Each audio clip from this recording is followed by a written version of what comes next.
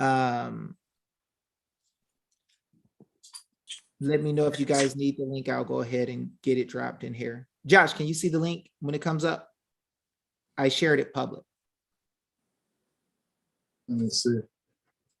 Or Josh, I'll send it to you on Telegram. Can you put it in the group chat? Yeah, I can. Josh? Yes. Can everybody else hear me? Yes. Yes. Hello, hello? Hello. Hello. Hello, hello? Can everybody else hear me? Yeah. Yes. Yep. Hello? Hear you. Uh-oh. Hello, hello, hello? Hello. We can hear you. Could you guys hear me? Was there a dead spot for a second? We can hear you. No, it sounded good. Okay, I shut down. I turned down my audio so it wouldn't play back into the screen. Okay. I'm going to get everybody to share. Okay, so guys, I want to welcome everyone from New Jersey on the call. Tonight, we are going to go over some amazingly powerful things. If you do not know who I am, my name is David Jose. We are also here with Josh Barnett. Josh Barnett actually ran for Congress. Josh, would you like to introduce yourself? Or are you busy? I see your screen down. No, hold on. I gotta click back on here for you. There you go. You go ahead and introduce yourself and I'll go come back. Okay. No, my name is Josh Barnett. I'm running for U.S. Congress here in District 6 in Arizona. We've been working with David since November 3rd, 2020, when we saw what happened out here in Maricopa County. And we started utilizing affidavits and notices, much like we did to reopen businesses into the private to save them from being shut down during a pandemic. The same thing David has been using to have kids returned home from CPS, from unconstitutionally and unlawfully taking their kids. The same process has been implemented into pushing for forensic audits and teaching and addressing our grievances to our state legislatures. And that's the direction we've been going, and we've had success with it. And we've also had success with school boards and mandates and mask mandates. We're going after vaccine mandates now with people trying to get their jobs taken from them. As you guys know, there's a lot of we can utilize this process for pretty much anything. But you're going to see when your rights are laid out and how it's set up, you're going to see the power that you actually have as the people. And the people hold all political power, and we're going to be able to stand with confidence on that. So I hope everybody gets a lot out of it tonight, and that you have a great understanding, because we need you to learn so you can teach others, because it's just David and I, and when you guys understand this, and then we go and teach others, and when people learn their rights, I'm telling you, it's an eye opener when you learn what people versus persons means, what public versus private means. And it'll be a real eye opener. If you don't know, maybe some of you have an idea or listened in before some of our stuff, but you're gonna have a different outlook on life when you get done with this tonight. All right, guys. And once again, I'm Dave Jose, just a regular guy. Got into a fight with CPS and started to study the law. And I realized that there was a huge discrepancy between what we were told was lawful in school. All right, guys. Sorry, guys. Another speaker came on. What we were told was lawful in school and what we saw in real life when it came to practice dealing with what I thought was courts. After a little bit of study, I started to realize that whatever these entities were that I thought were courts had a big problem with wanting to only function in the private. David did our PMA to our pod at Elite. Hey, no problem. All right, I realized that was one of my PMA people who I actually turned to the private. So guys, I want you to see some of the things that I saw. And when we started to make these connections and show how the government actors were not working based on the constitutions, we started to give them notice of what it is that we figured out they were doing, and they literally started to give back children. They literally started to leave business entities alone when they moved into the private, and we showed them what the law said. So we've been able to have a huge amount of success, and I believe that what you guys are dealing with now is prime for fixing these different issues. If you guys can, I would like for you to share this in your group. Ayla, can you make sure the YouTube link gets shared into the New Jersey group so everybody can check it out? Sure. Is the link in the notes Let's see, Josh, do we have the link in here somewhere? in the chat? Let me see. I shared the Zoom link, but that's different than the YouTube link, right? Yes, ma'am. Okay, I don't see it in the chat. Oh, are you sending it to me? Okay, On so I put it in the YouTube. Oh, shucks, you can't see the YouTube. Let me see. Josh, I shared it here. Let's see. I'll get it here for him. Give me just 1 second. Somebody sent it in the Telegram chat. Okay, yeah, I put it in Telegram chat too. Okay, and I can just copy this and put that on Facebook. Facebook, put it on, put it everywhere. Put it in the group that you guys all came from together. You want it to be in there. Okay. Oh, you got it already. Okay. Okay, so we're gonna do a little interactive session where we ask some questions, and this will help us to gauge where everybody is. So anybody who would like to show their face, that's okay with showing your face, please show your face, because I want to ask you some questions, and I would like for you to raise your hand if you can.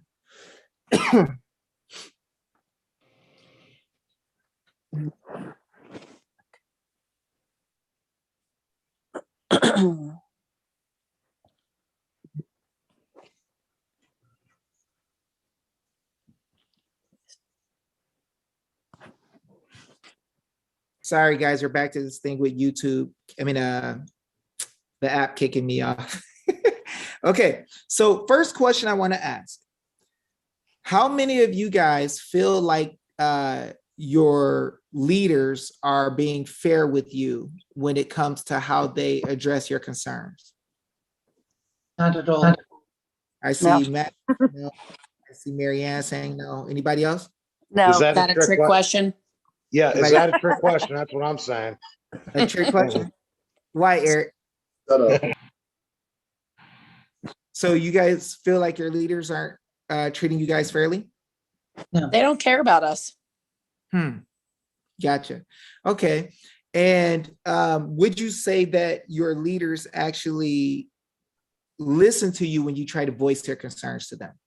No. No, No way. not at all. Not When you at all. email and call them, they just say, sorry, this is what I'm doing. They don't care at all. Listen yeah. at all. Remember in June, we were all outside with Murphy extending his powers till January, chanting, screaming, they could care less. They're gonna do what they're gonna do, and we're just peons. We're just peasants, you know? So do you You feel sure they like, know how to work a stopwatch? They sit there and look at that 3-minute timer at a board meeting. Pretty good. Yeah. Yeah, that. Yeah, everybody. Yep, that's true. That's true, Eric. do you feel like when they're writing the laws that they write to like show you what your rights are, do you feel like they're being fair when it comes to that? Are they like addressing or writing law to cover your rights correctly? No, they're doing it to cover their basis and their ass and make them more money, but they don't care about us. Gotcha. So nobody feels like when they write the laws over your rights that they're doing it fairly either. Correct. I think the laws are a little bit, I think that people don't know the laws, but I don't think they're that bad if people don't know it. Who said that? Mac Rada. Okay, so you don't feel like the laws they're writing over your rights are that bad? No, because people are complaining about mandates, but they're not laws, and people don't realize they don't have to comply with it. The law is to protect us. So Okay. what are the mandates? About wearing a mask in school, kids wearing a mask in school, having to be vaccinated for a job. People are complying with it, and that's not law. So what should they be complying with? Freedom. Constitution. Yeah, their own choice. Yeah, it's, I mean, it's Right. God and then us. We have our rights from God, not from legislation. The United States Constitution. Where can I?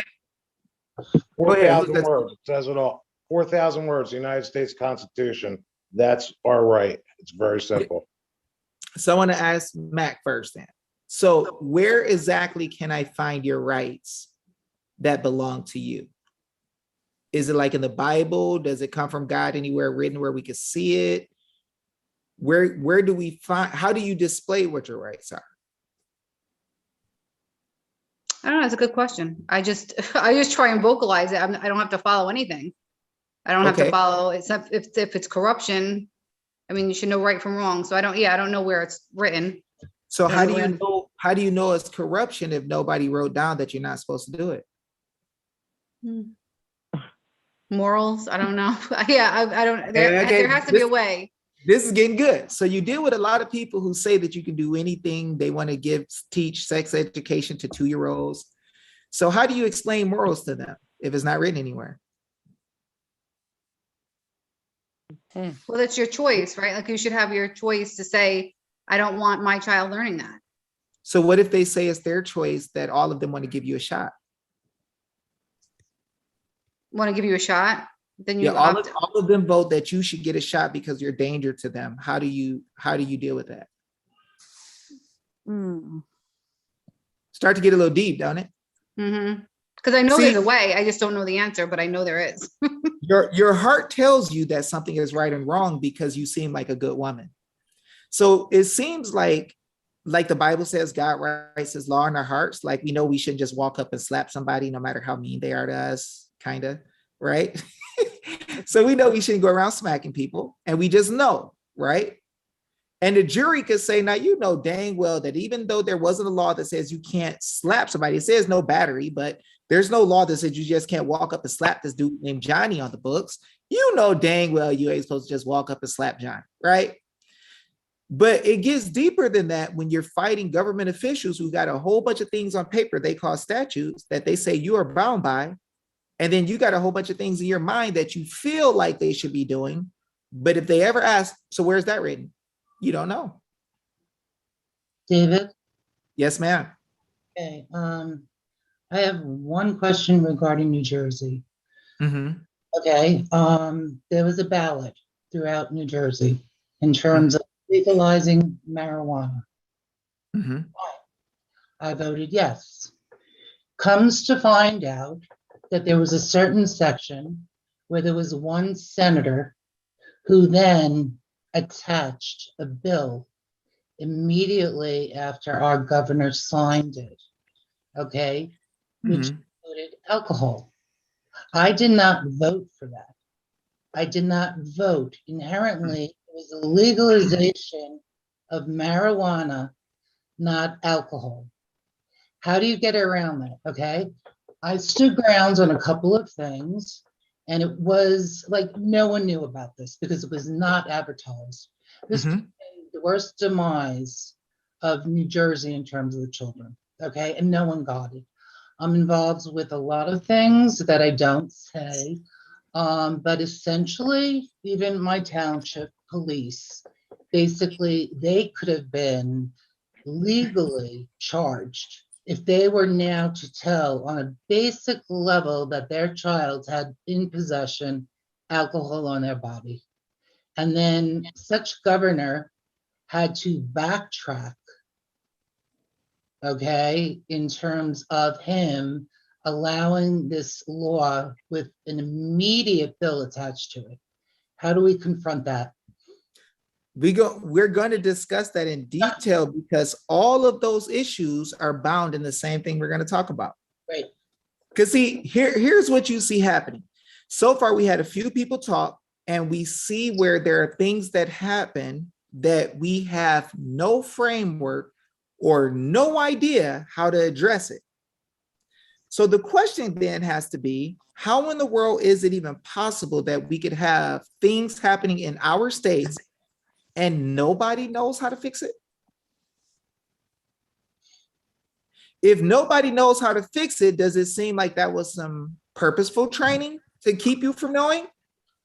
Or do you think it's by mistake that nobody knows? I mean, if you could get 1,000 people in the room and say, what's the remedy? How do we fix this? And they all say, who knows? How is it that it's not done on purpose? Mm. Y'all see this? Because right now you could go to an attorney and say, hey, what's the remedy? How do we fix this? And they'll say, we can't give you legal advice unless you hire us. And then after you hire them and pay them, they're going to say, well, that's not the way it works here. You know, we it's a good old boy system. You know, we just try to work around it. When they let you be free, then you can finally be free. So I ask you guys some questions. The first question, I asked you if your leaders are treating you guys fairly when they deal with you, right? And a lot of you guys responded that your leaders are not treating you fairly. So here's my question. Which one of the people in government is your leader? They're not. They work for us, don't they? So how is it that I said, are your leaders treating you right? And everybody answered. Ah, Right. that's a Not good even- question. Not even a radar went off. Nobody was like, ding, ding, ding, ding, ding, dude, what you say? You guys accepted that they were your leaders because psychologically they are your leaders. Is this on an election basis or a non? Everything. They're your leaders in everything. Because you won't even go outside if they tell you to stay in the house. Oh, I went outside. I I went. know. There was nobody telling this woman what to do. The police, no, did the police allow you guys to freely go outside and do what you want No. to do? No. They just nobody stopped me. So, Well, they- here's the question. Neither. Very few people got away with it. Mm. So the question is, if they're not the leaders, what's their role to you? Servants. Who said that? That's Karen. right. They're Who? they're Karen. Karen? Yes. They are Karen. our they are our, civil servants. You said servants. Where can I Mhm. find that? Where can you find what? Servants? Where can I find written that they're your servants? Constitution. In all the rules that they don't follow, and that's what we got to catch them doing so that we could just get them out. What Ah. rules? Where can we find these rules at? Statutes, all the rules that we're talking about that we don't like what's being overwritten, they're supposed to be following a whole other set of rules for themselves and they don't. Okay, so here's the question. Then is the statute what really binds the government officials?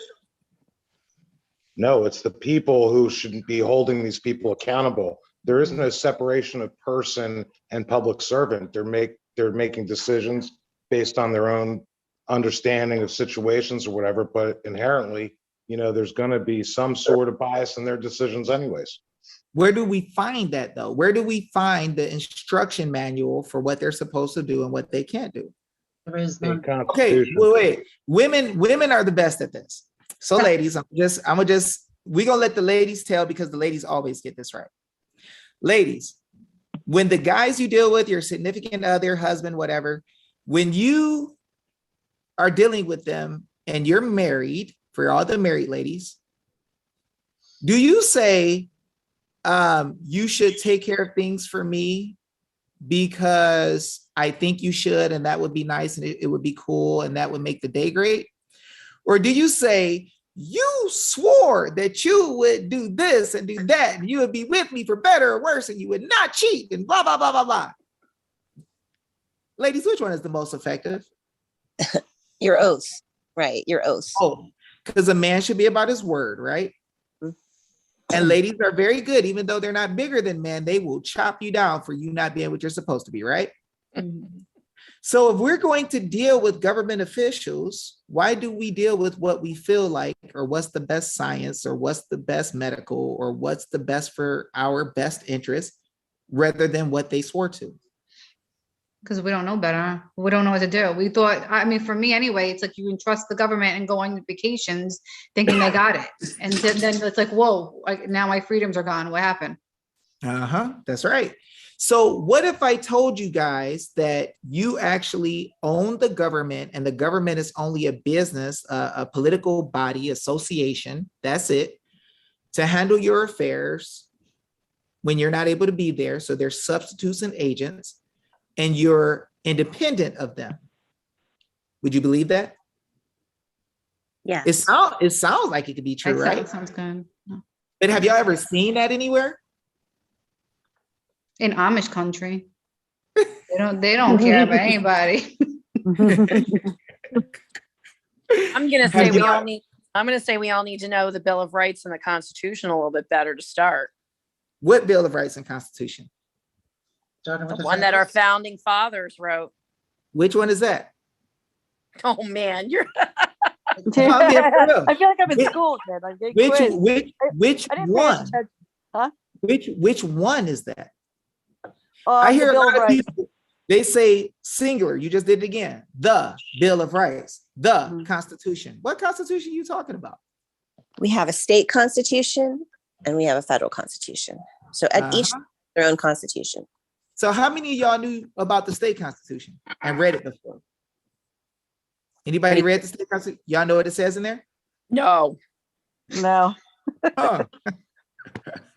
Isn't that a coincidence? Now, how in the world do you not know what's in the state constitution? Because they don't teach you. Let me ask you guys this. Let me ask y'all a really good question. What's the purpose of the state constitution? It's to leave the governing to the people. Is it? It should be. It's what it was designed for. I mean, all of this was. The governing is for the servants. The servants are indentured servants, almost like slaves that's paid. So the government officials are your indentured servants. The Constitution is what's called a trust indenture. It tells the rights of those who are the beneficiaries, and it tells the duties and obligations of the trustees, the ones who are carrying out the business for you. So if you don't know what's in the trust indenture, how do you hold anybody accountable? The duties and obligations are in the state constitution. If you don't know what's in the state constitution, every state worker and every worker in every political subdivision that runs roughshod over your rights and hurts your feelings does it with impunity because you can't even tell them what they did wrong. So when you say, this is how bad it is, they can take your car and just take it from you. And then they could go in front of people and say, we took her car because she was crazy. And then they could say, you could say, that was not right. You went against my rights. You took my car. And they could say to you, how did I go against your rights? And you wouldn't even know. You couldn't even explain it.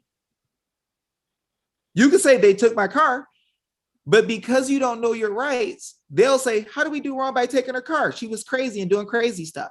And then the people in the world who also don't know your rights gonna look at you and say, well, the judge said you did some crazy stuff, so I'm rolling with him. He's probably right. Back to blue. They're totally well within their right. The cops had a right to go home at night safe, and she don't. So apparently she must have did something crazy, like scratched his knee or something. I'm sure she kicked him because she couldn't tell us which right he broke. So he must have been right, and he just took her car. She just one of them crazy people that's mad about her car being gone. She was probably drunk.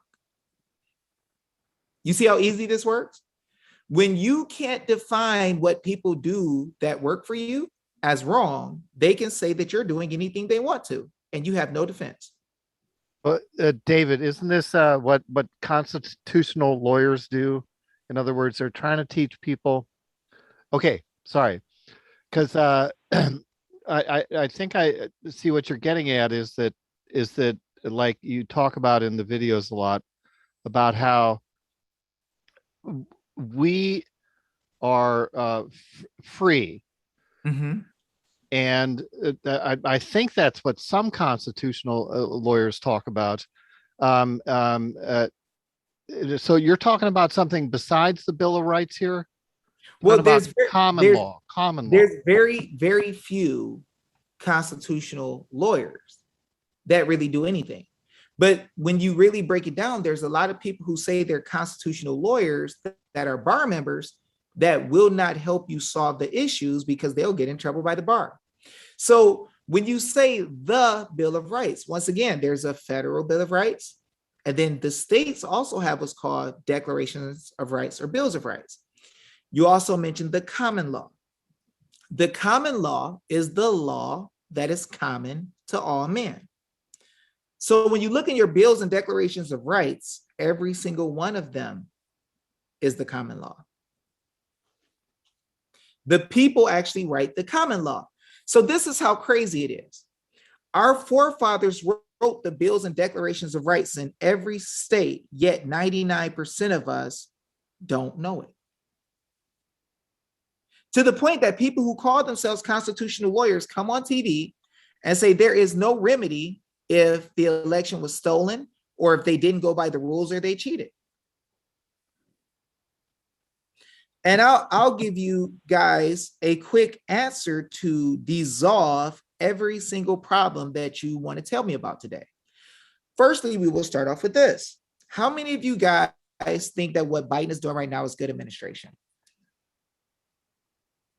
No one. No one. Okay. How many of you guys think that shutting down people's jobs is good administration? No. No way.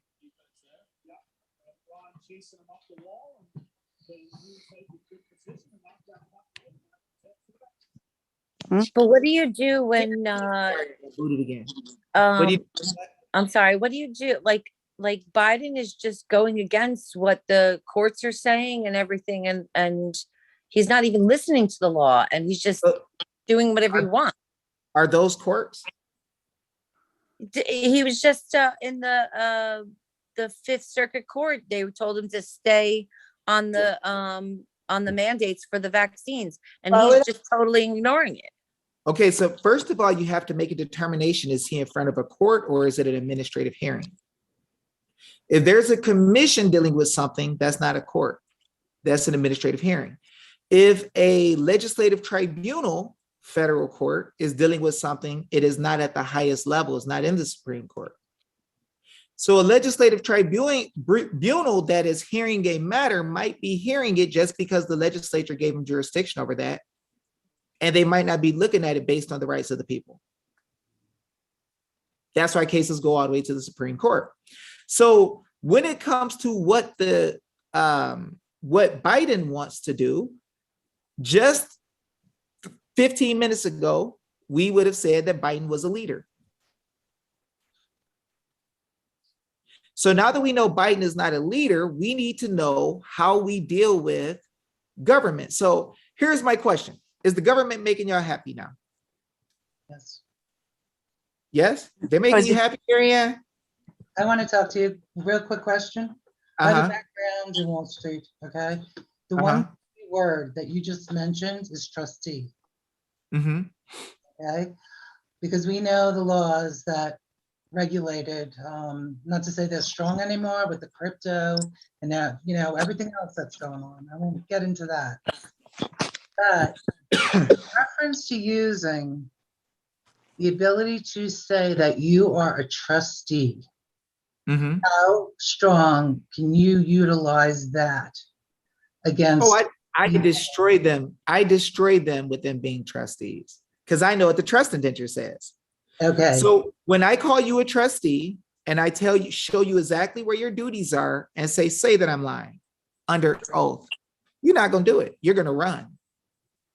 Just like, anybody who's a trustee over some financial account or a lawyer's trust account, if they get caught spending money on Lamborghinis from their lawyer trust account, buying Lamborghinis or houses, their anus is going to jail for trust fraud, for doing actions that was not granted to them as trustees.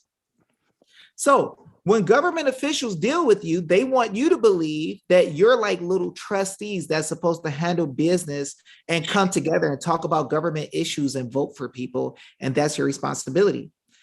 You are not a trustee to the government. You are what's called one of the people, a beneficiary, or a trust protector. You actually have the duty of protecting the whole trust.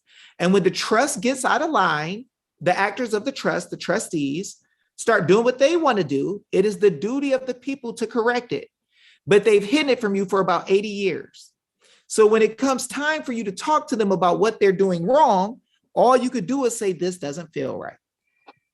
All you could do is say, I don't like this. It's painful. It hurts me, right? But you cannot tell why it's wrong. And that's why we get in trouble. So don't just listen to my words and trust me, because I'm nothing. I'm a man from the ghetto who can't grow hair, right? So I'm definitely not here to be trusted. What I'm here for is to show what I say. And if I cannot show it, then I'm garbage and I'm a liar. See, a lot of people want to come in front of us and say, there's nothing you can do. There's no hope. We're doomed.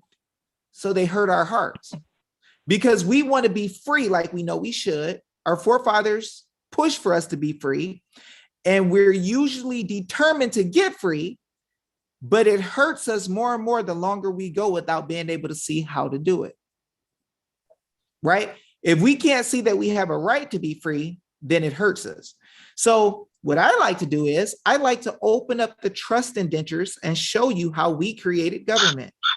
And then when you see how we created government, you learn your role. When you learn your role, you're like, holy crap, we did that, right? And it gives you confidence because you know exactly what the freak it said. You know exactly how to show other people what it said, and you can correct your government officials with what's written. It's no longer a mystery. So rather than them asking you questions and you're trying to figure out how to tell them what's wrong, you're going to now start presenting questions to them and they're going to freeze. And they're going to get more and more nervous with every notice or every document you sent them. So first thing I want to do is say, does it even sound reasonable when I say that the government is our trustees and servants? Yes, that sounds reasonable. Sounds reasonable. Okay, so what I'm going to do, I'm going to go to Georgia Constitution. And what I want you guys to understand is that in different constitutions around the country, our forefathers who were greatly worried about our safety and happiness, they put certain things in the constitutions to help teach us our role. So when it comes to opening the doors for the people to get back to a point where they understand what their freedoms are, we have to go back and read how governments were made, what rights we had, what our forefathers left for us to understand and know so that we can be a benefit to each other. So first thing we're going to do is we're going to go to Georgia Constitution. And what I'm going to do is let you guys see how your forefathers left it for you. Can you guys see this Georgia Constitution on my screen? No. Not yet. It's like, yeah, it's buffering or something. I don't know. What about now? Not yet. It's, Okay, we're gonna try again. yeah. We're gonna stop sharing, we're gonna reshare. Let's go. Okay, what about now? Here it comes. Here we Um, go. Here we go. Can y'all see it now? Here we go. Here we go. Yeah. Yep. There we go. Okay, so what we clearly see, oh shucks, it's a huge delay, probably 10 seconds. Can y'all see the screen now? Yeah. Yes, Yeah. yes. Yep. Okay, so this says Article 1, what? Georgia Constitution. Perfect, Georgia Constitution.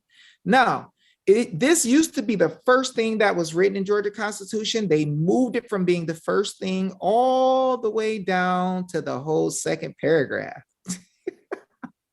The second section, I mean. Now it says origin and structure of government. All government of right originates with the people, is founded upon their will only. Does it feel like everything is founded on your will right now? No. Seems like they're doing what they want to do, right? So if it's not about their will, why do we care what they think? Kind of deep to see this written, isn't it? Now, let's go even deeper. This is where it's going to get heavy. Public officers are what? Trustees. The trustees and servants of who? The people.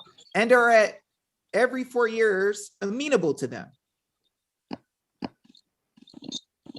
Is that what it said? They're accountable to us. Did it say every 4 years? No. It didn't say every 4 years? All times. I thought we could fix it when we vote. At all times. Amenable actually means accountable to us. So if they're accountable to the people at all times, have we been holding them accountable? No. Oh, shucks. Okay, so let me ask a question. How many of y'all have been writing notices, instructions, affidavits, giving them to your government, telling them what to do? Me. That sounds like one. How many of you guys have sent 10 notices to your government in the last year? Me. That sounds like one again. Just one. Okay, so if it's just one, does it sound like we've been responsible? No. No. Okay, so this is getting heavy, y'all.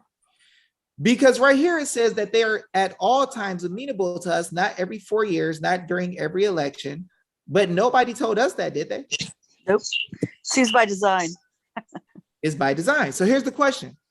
So what sheriff officer or military person gonna save us? That's scary. Nobody. I thought they said trust the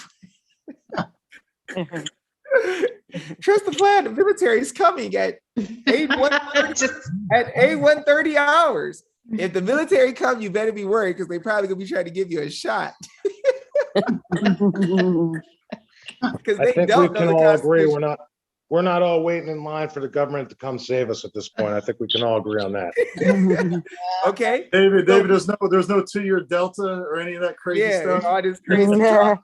So guys, realize there's bad agents who have not taught you on purpose in school, and there's bad agents in the midst of the movements feeding you a lot of garbage that tells you not to try. So if the sheriff ain't gonna come as the regulators mount up, right? And if the military ain't coming, right? And I think it's called C-130s to deal with the drama, then who is going to regulate this situation? People. How are the people going to do it though? Like, we don't have a right to regulate government. I mean, we could kind of like ask them to be nice to us when they're leading us, but how are we who's going to regulate these dudes?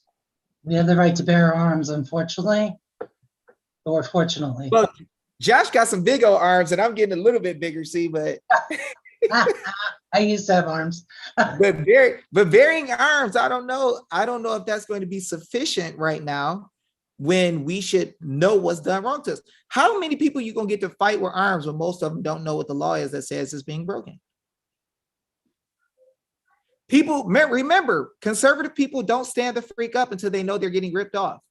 It's true. They won't even take the mask off. So it's There you go. People walking around with face padding, and people are like, I can't wait until it's time to have a revolution. I'm like, dude, you got a diaper on your face. Shut the freak up. You can't even aim straight with that mask on. He gonna go to the government, ask the government, hey government, can I take this mask off to shoot? Because I can't see. His sight glass, his goggles gonna be fogging up. All that damn voice. Can't take him seriously with that face diaper on anyway. Yeah, you know what I'm saying? I'm like, dude, stop. So what we gotta understand. Go ahead. Who got a question? It's Marianne. Okay. How do you get the fear factor out of people in terms? Easy. That's what I'm good at. Okay, that is my question. My school. No one can attack me personally because financially I'm fine. Okay. I thought we were going to go into a civil war about 6 years ago, so I protected my family. But what I am noticing, okay, this is my 5th or 6th group I'm involved in, one of which was the 9/11. Okay. What I'm realizing is that you could get people really revved up initially. How do you pursue once the fact of the matter comes in that they actually have to show their face. Let me fix And this. they're for worried you. about their jobs. They're worried about someone coming down on them. It's How not a do big you deal. handle I'll that tell you how. average person making a wage? Here's the first thing. Courage is contagious. Thank Courage you. is contagious. First Thank thing that has to be done is you have to be courageous. Now you're on this video with your face showing, so that's done. Next thing is people don't move when they don't have their why questions answered. So when you tell a little kid to go do something, they're like, why? And then you say, because it's going to be fun. But why? And they're going to ask you why until their heart is filled with everything it needs to move forward. So you got to understand that we're dealing with situations that are matters of law right now. The way you keep everybody fearful is having them stuck in the unknown. Luke 11:52, Jesus tells that lawyers hide the key of knowledge. And those who are going in, they hinder. Why would they hinder you from knowing knowledge? Because if you know knowledge, you'll stand up and fight. Why did they not want slaves to read? Because reading about freedom in your mind changes you. As soon as your mind goes through the motions of learning about something outside of itself, it can go there. And as soon as the mind is able to go there, the body starts following. When you get a man say, I think I could put together something with 4 wheels that'll go down the street on its own power. He now, even though people will call him crazy, will start building out of his mind some type of vehicle that can take him down the street, and he will figure out along the way how to get to his dream. Same thing with flying. So when it comes to law, all of you want to know how to fix stuff. Nobody ever showed you. I know the clear way to get you to take action in a massive way is to destroy your old pattern of thinking and force you to think differently. And every question that I ask you guys, your mind is starting to change. Your countenance is changing. Your facial expressions are changing because you're realizing, oh, shucks, he just showed it to us. It is there. That's not how it was. They were hiding this crap. You're gaining confidence already. So I realized I understand something that most people who teach in law don't know. What they do is they bring you to these events every couple of months and say, trust the plan, you can fight, we're by each other's side, we can do this. And I understand something about law and about people's motivation and about God that they don't understand. The Bible lets you know that the hope deferred maketh the heart sick. It maketh the heart sick. So when they bring you to a pep rally with no solutions, with no truth shown to you that shows you where you can freaking stand, you get a little weaker every single time. That's how 2001, 9/11 has been swept under the rug. Many people know a lot of stuff don't make sense. But people came together and said, we will stand for the people. We will stand for the people. And it just drifts away because nothing happens. So when we have a meeting and we say, we're going to look at the PCAPs and we're going to see where we got attacked from China, and nobody shows it to you. When people say, we're going to come together and we're going to deal with voter integrity, and nobody shows you how to. Every single time you are willing to go another day without knowing the truth. Then a false flag happens or some bad happens and it's gone. Gas prices got you not thinking about what happened on November 3rd as much. Them trying to force people to get shots is exactly what they did to Egypt in the Bible. I'm sorry, in Egypt to God's people. The Egyptians knew that the Israelites were more and mightier than them. So they said, let us get taskmasters and make their work hard, because if we don't, they go find another person who's our enemy. And when they get mad at us and the war break out, they're going to kill us all. So let's make their life really hard. So now the gas prices go up. They're holding stuff off the edge of the ports on purpose, flooding people into the nation, scaring you to death, giving bricks to Antifa and BLM. And when they do these things, y'all like, what the freak is going on here? They might kill one of us, because you realize the city put stickers from themselves dropping bricks in your neighborhood. Mm. The city dropped bricks in your high-scale neighborhood for BLM and Antifa. And we have not slowed down enough to realize there's a concerted attack from many different areas to make us get fearful. But as soon as we learn the law and our role, we can start addressing people, and this is what they don't want. When you send them an address with their name on it, letting them know that you're on top of things and you're dealing with them and they better listen, things change really quickly because you can clearly read and tell who is to regulate who. Now, I'm going to make a crazy statement, and y'all tell me if this statement is crazy.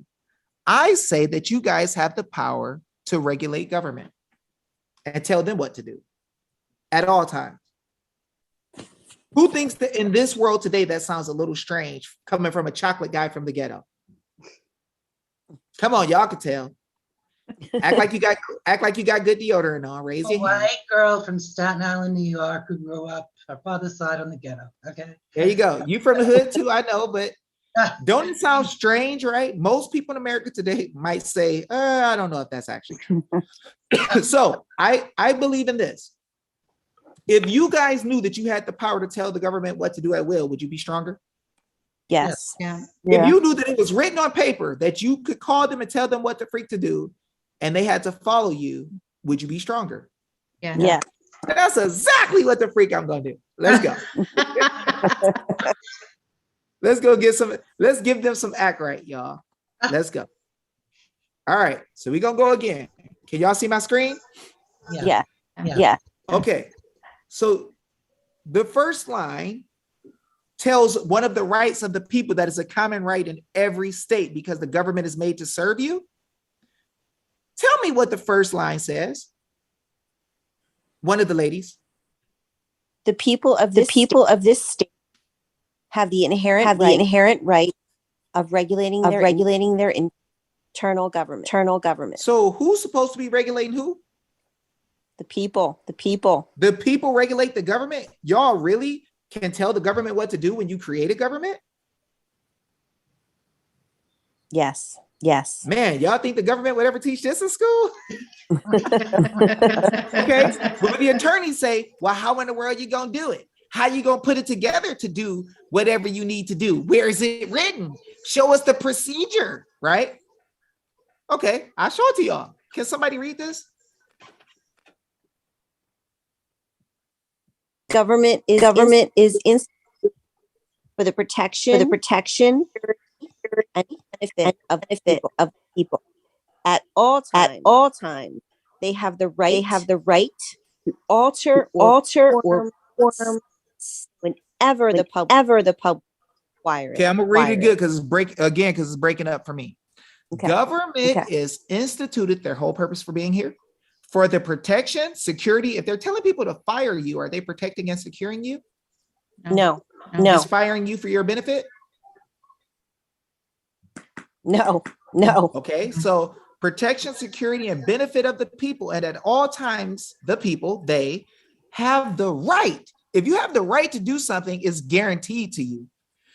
Anybody who tries to stop your right is breaking the law. They have the right to alter or reform the same every 4 years. No. No?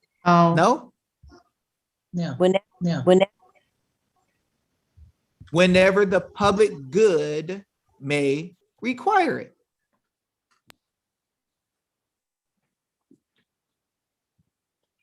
Is it good for us, y'all, for everybody to have a job? Yes. Is it good for us to have gas? Yes. So right now, would it be in the public's good interest to not be dealing with the stupid stuff we're dealing with now? Absolutely. Yes. So it said whenever the public good requires it, you can alter or reform government. The people have a right. Did they tell y'all that? No. Oh, so you got to do a recall and beg us to leave. Or you just get a booster shot and let things happen on its own. Hey, get a boost. Hey, they like if you get 4 shots and do this vaccine course, then what we'll do is let you have freedom and you can be normal again. Do you, Norm? Be like, so I'm gonna be normal with heart attacks, or I'm gonna be just normal. Yeah, the new norm. Yeah. So guys, let me ask you a question. What you're seeing right now, does it change your spirit a little bit? Yes, Are y'all starting to feel stronger than what y'all were earlier? yes. Feel like you got some rights? Now, you know we live in a republic, right? New Jersey is a republic, right? Doesn't Yeah. feel like it. Remember I asked y'all earlier if they had the power to vote over y'all rights and take your rights away with voting, or are they voting over your rights? Well, do y'all know? Let me ask you this. This is going to be good. How many here can define for me what a republic is except for Ayla?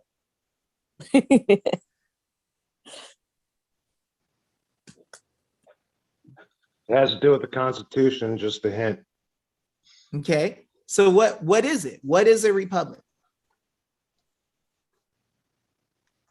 A republic is where you, the majority does not rule, the minority has a say too. Yes. Right. So it's not democracy like they always repeat over and over again to make us Exactly. believe. Because, right? Hey, y'all ahead of Exactly. most people. Y'all are ahead of most people. Most people are like, we live in a democracy. I'm like, what? Oh, no. I hate when people say that. It makes me Some- cringe. Some Yep. agent tried to come on one of our groups and say it last night. I don't think he'll be back though. He got that smoke. he got a tongue lash and he didn't like.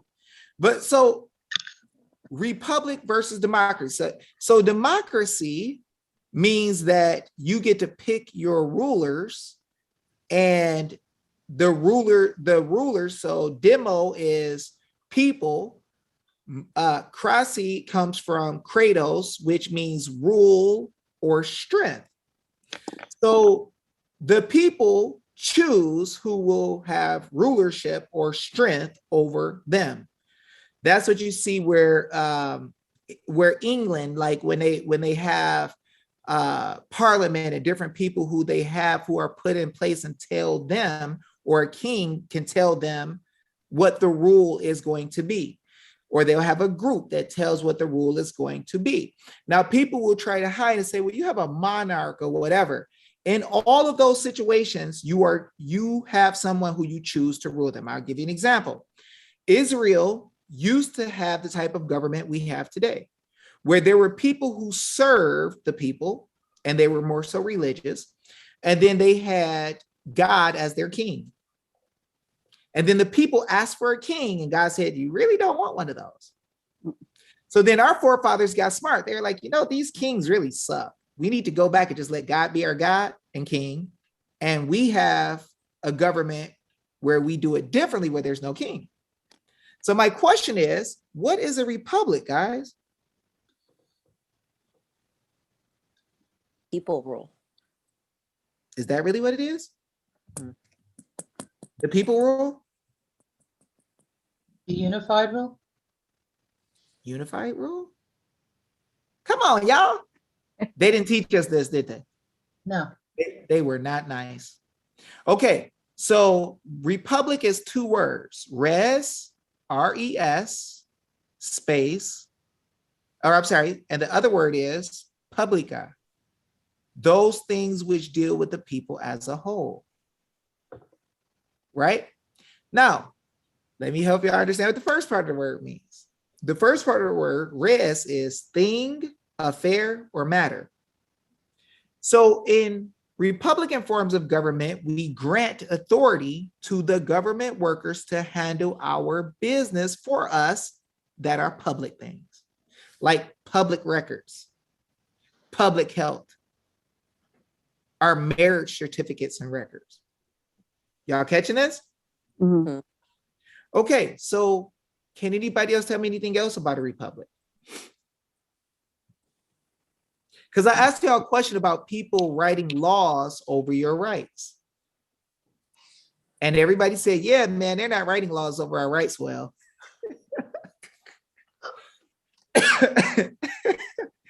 Right? Now, what if I told y'all, what if I said this? This is going to sound like it's crazy. The government doesn't have any power to write any law over your rights. Yeah, that's what I was thinking before with the God-given rights. I just don't know where it was. So that's not, what I'm saying is it sounds a little harsh. What I'm saying, like, it's like really out there though, right? Like, I'm not even saying it a little gentle. Like, a lot of people are like, you need to soften up your approach. I'm like, nah, dude, I'm going 100 miles per hour. I'm going to say exactly what the truth is. And I'm going to dare anybody to say I'm wrong. So here's the deal. What if I told you guys no legislature has a right to write any law against your rights? Does that sound reasonable? Does it sound crazy a little bit? No. Val, No, it sounds Val, good. it hit Val a little bit. Val, I know that hit you. I felt your radar go off. You're like, ooh, that's a little strong. Come on, Val. See, Val is starting to trust me now. So she's like, this dude seemed like he showed the truth when he say stuff. So I don't want to challenge him, but that did seem a little weird. Even the little guy said it was weird. He's looking in the camera like, yeah, chocolate brother, that was a little bit weird. So he's raising his hand to answer questions. And I'm like, no, listen, like this is the 9-year-old patriot in the making over here. Go ahead. You can answer 9-year-old patriot. Let me hear what you got to say.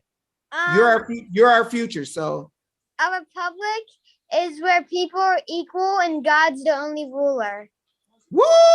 That boy is a bad mama jamma. Man, where you get that? You know what? In the ghetto, we used to call that an education because you really know what you're talking about. That is true. God is the only ruler. Y'all know how the government officials told y'all that the people didn't believe in God in the country and they were all heathen and they'll try to say they were Masons. They'll say they were deep state. They'll say some of everything to get you to believe that they didn't believe in God.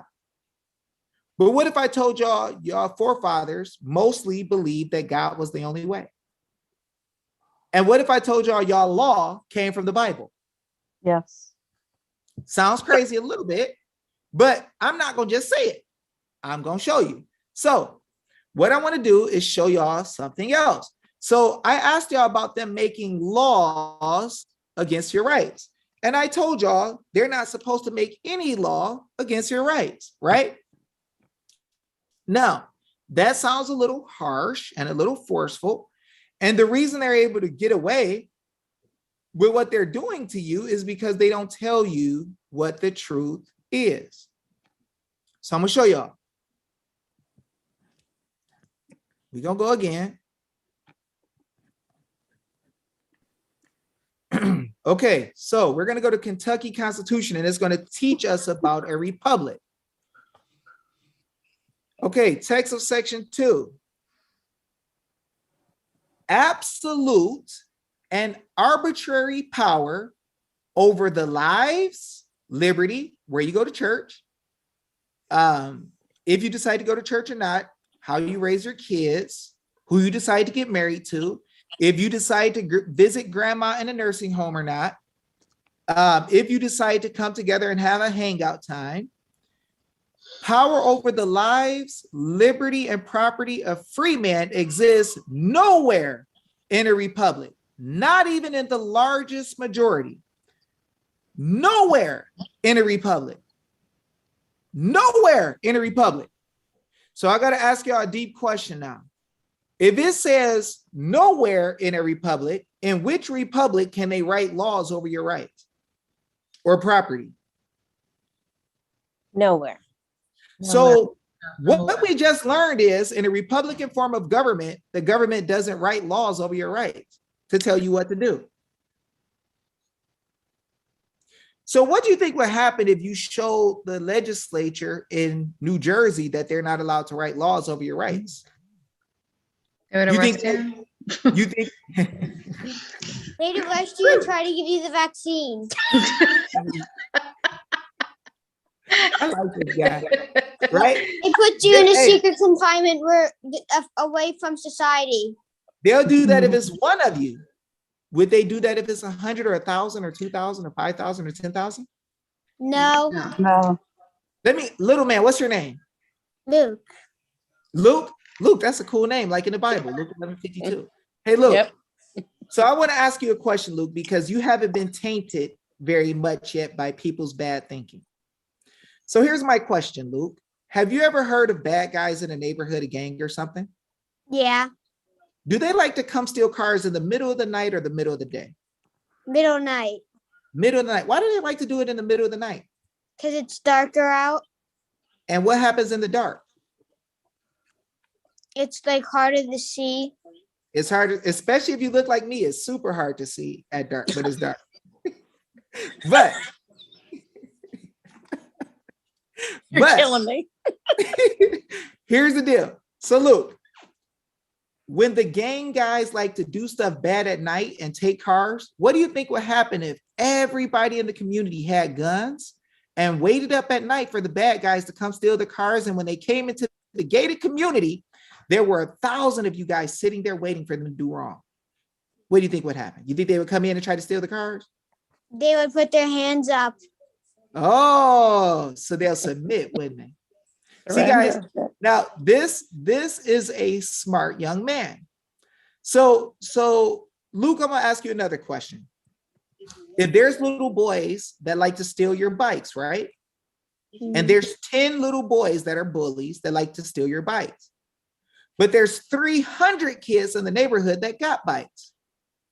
If you guys go as 300 of you to the 10 guys and tell them you won't take our bikes anymore or we're all going to come visit you, are they going to keep trying to take your bike? No. Yeah, they're going to change their mind, right? Yeah. See, guys, this is simplicity. Government officials like to do stuff in the dark. They hide in the dark because their deeds are evil. Like, wait, hold on, like switching ballots. Yeah. All bad things happen between 1 a.m. and 4 a.m. That's right. Yes. Hey, they wait until the middle of the night. Well, no, because drag racing. Oh no, that's street racing. Yeah, you're right. So the thing is, the government officials hide things and don't want you to see because they know their deeds are evil. Right? So then if it's your duty to regulate government and you know it, and you all send them notice to let them know that you know what they're doing and that they're not allowed to, what do you think would happen? Luke, Go ahead, Big Luke. They would eventually get caught. That guy is so lovely. Luke, what's your cash app? I $400 and some. No, he said, Luke, what's your cash app? Luke, you now have $420 because I'm sending you $20 because you're a bad boy. You're gonna be good. You're a bad boy in a good way. You're a good guy. You're a good man that dropped some truth, and I love it so much. I'm sending you $20. Serious. You're the future of our nation. I'm okay with dying because I know you here. God got it. So what we got to understand is, guys, the government officials have been doing wrong with impunity because we didn't know that we were on the watch to regulate. It said we regulate government, right? Now, how many of us have been guilty of the old thing where we say, who's going to fix this? Like, whose job is this to fix this crap? Yeah. It's our job, right? But you can definitely change things if you're going to stand up and show them that you know. Notice the word this young man said. See, this young man got more wisdom than most people in this nation right now. Because I get people who are grown who say stuff like this to me. This happened to me and it was wrong and I just can't stand it. And David, if you don't fix it by tonight, you're not real and you don't care for me. And I'm like, bruh, like, you're pissed off about something that happened that you just found out you can fight. And you're saying if I don't fix it by tonight, when we can't even ship out letters by tonight, that I'm bad and I'm not good. But the young man said a very, very, very powerful word. He said, eventually. Eventually. See, this is what we must understand. When we do it the way that God and our forefathers show us, it has to break. This is why they never taught you in school. See, the young man has not been through enough hurt yet in his life to turn weak and start losing hope and faith where he says there's nothing we can do, we're hopeless. He said eventually he understands that he has to put in work and a result is going to come out. That is wisdom for a young man to understand that concept at this age. Eventually. So guys, we got to understand that we have reach and power through the internet, through the law, to the point that when we know they're doing wrong, we can understand that eventually things are going to change, but we know that we make an effect on eventually by the amount of work we put in. Watch this. Hey, Luke, you want to talk some more? Sure. Can I ask you a question, Luke? Yeah. When you plant a seed, Luke, let's say if you plant an apple seed, right? Yeah, I did actually once. You did. Did anything grow? I have no idea because we're not at that house anymore. Okay, so if you had to imagine what probably happened, if it grew a little bit, what would it turn into? I'm trying to think of a life cycle of an apple tree. It You would turn tried- into a small plant. Okay, but you said apple tree too, so you know it eventually becomes an apple tree, right? Yeah. Okay, so Luke, if I put in one seed, right? Does God let the earth bring back one seed, or does he let a whole tree come back with a whole bunch of apples with a whole bunch of seeds? A whole bunch of apples with trees and seeds. So Luke, do you reap what you sow? Do you put in one seed and get one seed back? Or do you reap a whole crop and harvest off of one seed? Or is that where, do you reap a whole bunch of stuff from one seed? Or do you just get one seed back? A whole bunch of stuff from one seed. That's wisdom, my friend. So guys, let's understand. We have the power to plant seeds and have exponential growth. We can grow from 5 people watching the show to 200, from 200 to 300, from 300 to 1,000, if we choose to share. This is why the government officials don't want one of you knowing what the law is. Because eventually you'll tell so many people it'll be better than McDonald's. Everybody will find out. The word of mouth is the greatest marketing. This is why Josh Barnett and I started out small with just us and people telling us, you're stupid for believing you'll ever get an audit. You're stupid for believing you'll knock down mask mandates. You're stupid for believing you can stop government officials from tearing down businesses. But we keep winning. And then the affidavit mamas come and do more in a short amount of time than we've ever done. Then other people come, Georgia groups come, right? People all over are coming and kicking butt. Josue came and freaking dropped bombs on school boards. Not literally, lawfully, with affidavits. I know. You gotta Well, be Luke, specific. you should also know, David, he started a PMA this week. I pulled him from the school system in September, and we started out doing homeschooling here at the house. And he just started a local PMA here in South Jersey that just opened up. So he There you go. actually, do you remember what you said to me today on the way to school, on the way to the PMA? On the way. You said something about God, because we were talking about, you know, He how reminds much- me of my son. He reminds me of my son, baby Dave. So much. we were on the way, and we just started talking about When how people do bad deeds, God will eventually get back at them. That's right. That's right. and he said things are going to be okay. Oh, they will. I like that young man.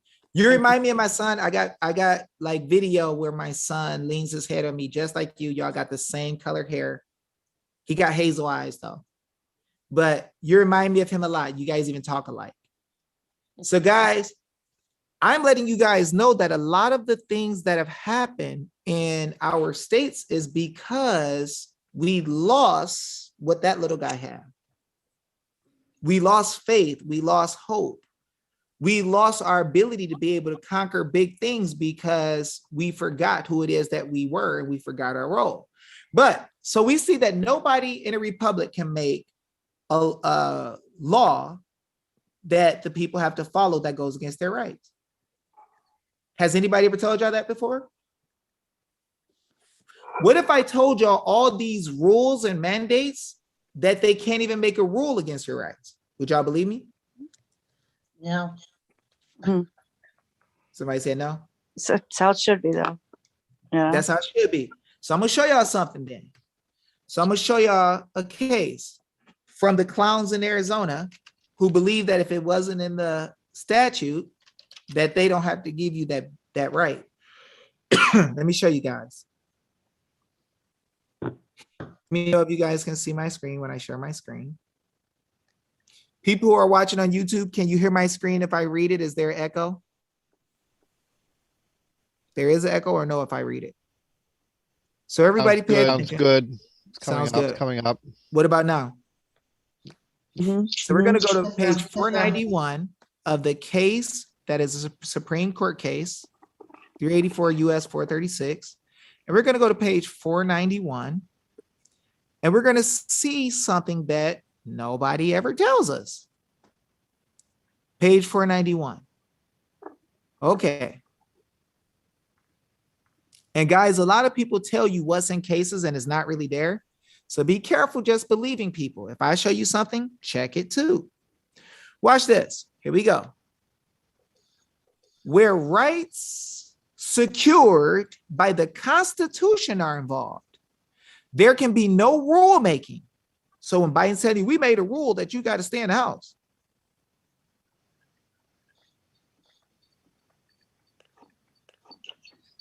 Somebody made a rule that you can't have more than 2 people in your backyard. Well, if I have the right to assemble together with other people or associate in the Constitution, and it says, where rights secured by the Constitution are involved, there can be no rulemaking or legislation, which would abrogate them. So guys, if you can't make any legislation that could abrogate or get rid of my right, what the freak do they think they're doing sitting there writing statutes telling what they're going to do to you?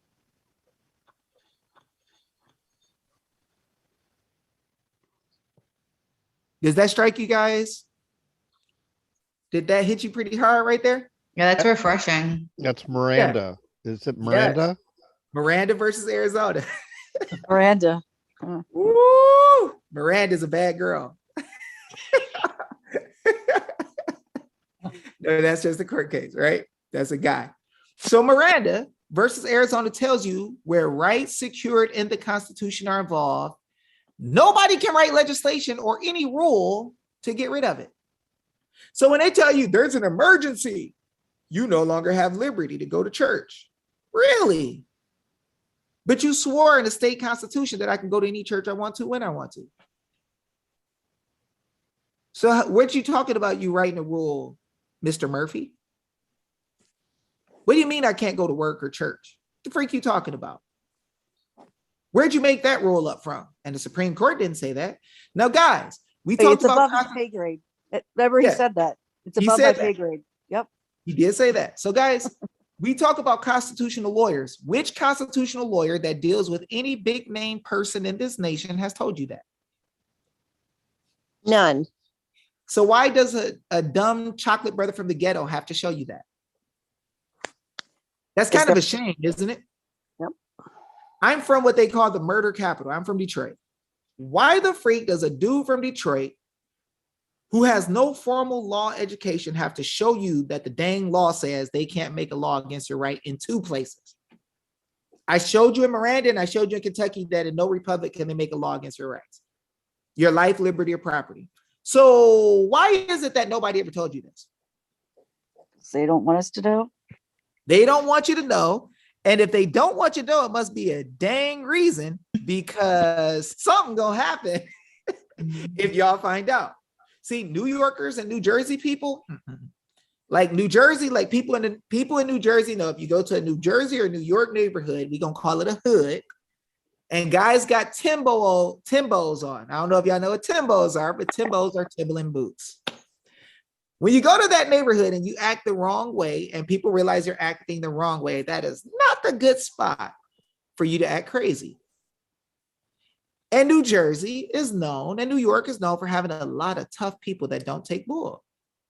So the only way to stop you guys from standing up in your rightful position is to just never tell you. Now, I know a lot of y'all didn't pay attorneys before, right? Yes. How many people can say they paid attorneys before? Mm, Collectively. Has the attorneys ever showed y'all your rights in the state constitution? no. Never. What? No, they're lawyers. Lawyers show the law. How did they No. not show you? Okay, so you got the United States Constitution, which is the highest law in the nation when it deals with the things it deals with. Then you have the state constitution that deals with certain things. That is the highest law for that state with what it deals with outside of what the US Constitution deals with, right? Then you got like little statutes and stuff. So if the state constitution is the highest law of the state outside of the United States Constitution, how are y'all dealing with attorneys and stuff and they never tell y'all what the highest law is? Mm. Why? What would make them bypass the highest law that even give government officials positions and go straight to the statute? Their paychecks. I mean, the attorneys get a lot of money for every case. If the attorneys teach you what the law is, you'll have less cases. If divorce attorneys make money when there's divorces. Are divorce attorneys counseling y'all not to divorce each other?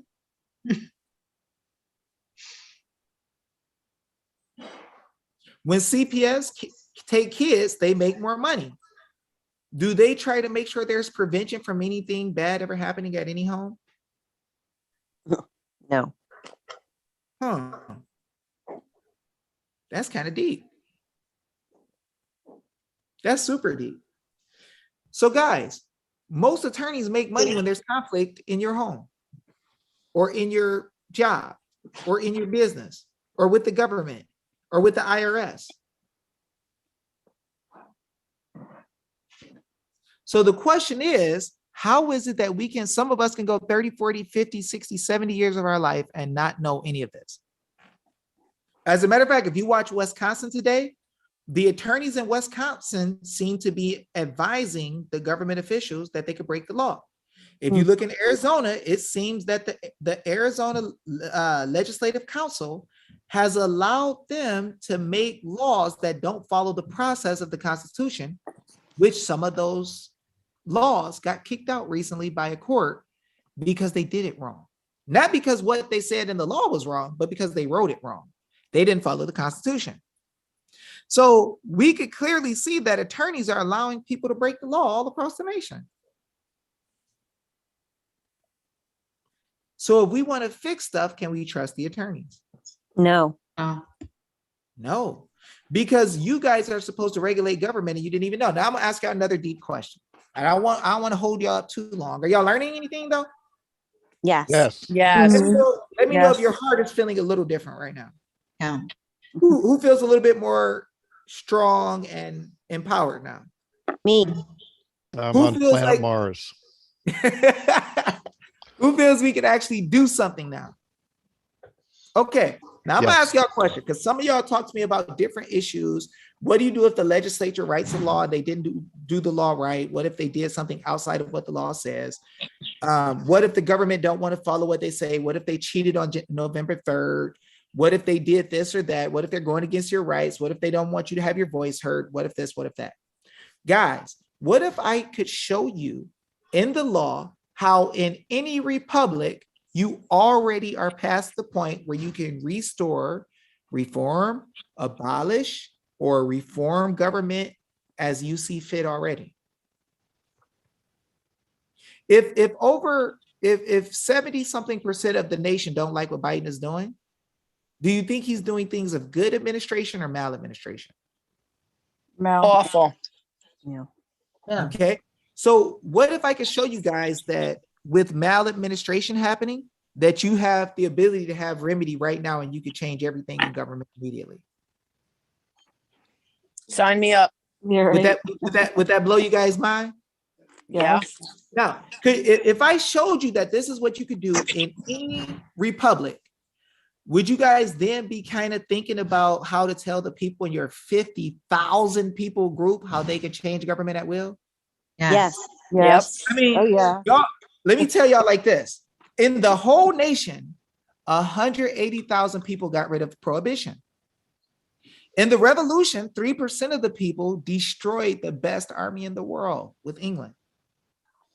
So y'all got enough people in New Jersey group alone to shake half of the country to his knees right now. And I'm just telling y'all with 50,000 people. Right now, I'll put it like this. Because Trump has attorneys around him, and people like Mike Lindell got attorneys around them, and people like Lynn Wood are attorneys, you guys have more power than they have with all their followers combined because they refuse to listen to regular people who know the law. and they keep trusting in other attorneys. You guys in New Jersey literally have more power than Donald Trump right now. He can't put himself back in office, but you guys can light a fire that will make the whole nation flip.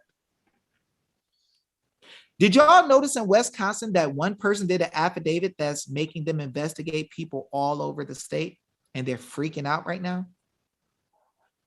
Y'all can do affidavits and y'all know the law now, and nobody can run from y'all. Y'all gonna see that you got the power in your state and any of the Republican states to fix bad government right now. Who wants to see it? Me. Let me get that smoke for y'all. Me.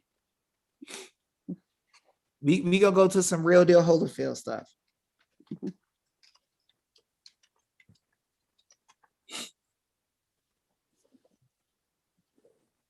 Okay, y'all ready for this smoke? Bring it Get on, ready. baby. It's gonna be like it's gonna be like hot onions in the house, because some fried like peppers or something. It's gonna be, your eyes gonna water up. It's gonna burn so bad. Get ready. We're gonna see some real deal. We're gonna see some real deal stuff. Okay. Now the people who know me gonna say, David, you show this all the time. Yeah, until everybody knows. Now, section 1, this is Virginia Constitution, Bill of Rights. Oh, let me show y'all something else of how government works. Let me know if y'all can hear me. We can hear you. We can hear you. Text of preamble. I want y'all to know that y'all dictate policy. The people are the one who tells the government what rights are theirs and what they're going to do, and the government doesn't. And I'm going to prove it to you. Look at the preamble in Virginia.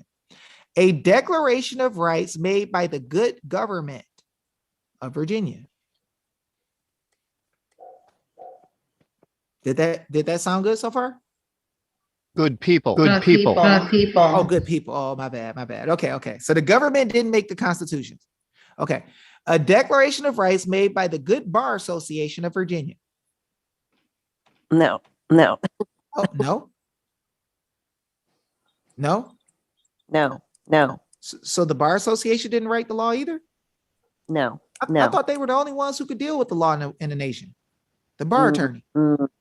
Oh, No. Okay. Let me try again then. A declaration of rights made by the good people of Virginia in the exercise of their servant powers because they belong to the government. No. Sovereign. Wait. The people got sovereign powers? So the people the highest? No. That can't be right. You must be some type of sovereign citizen if you believe the people are the highest. We know that the people can't take care of their own business. The people are peons. The government does it.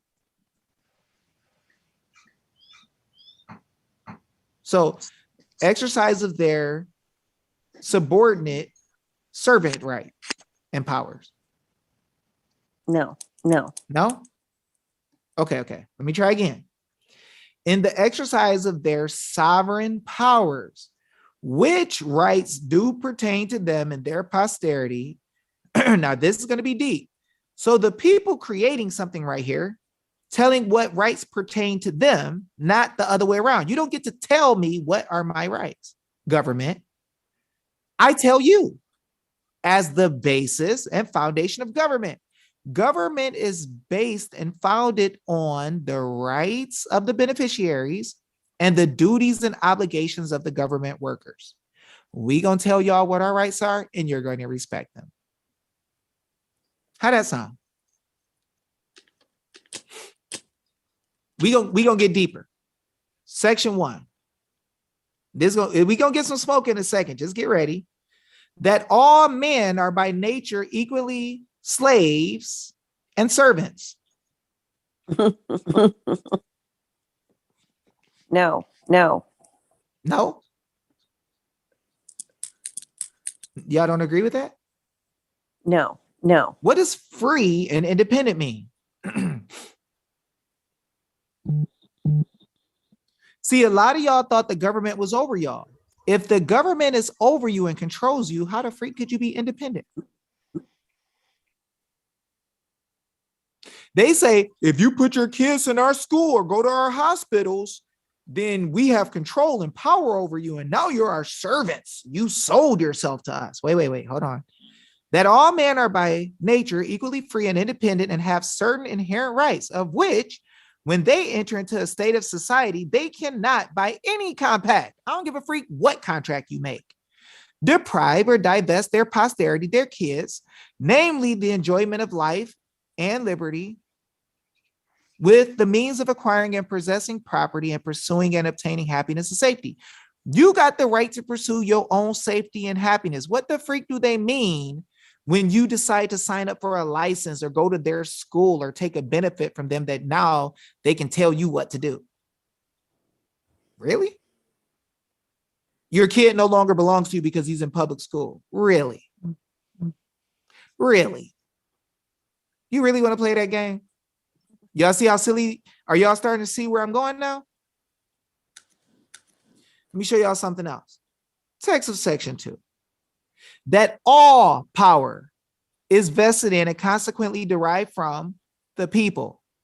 That magistrates are their trustees and servants and at all times amenable to them. Why is it again that it says you're always accountable to the freaking people?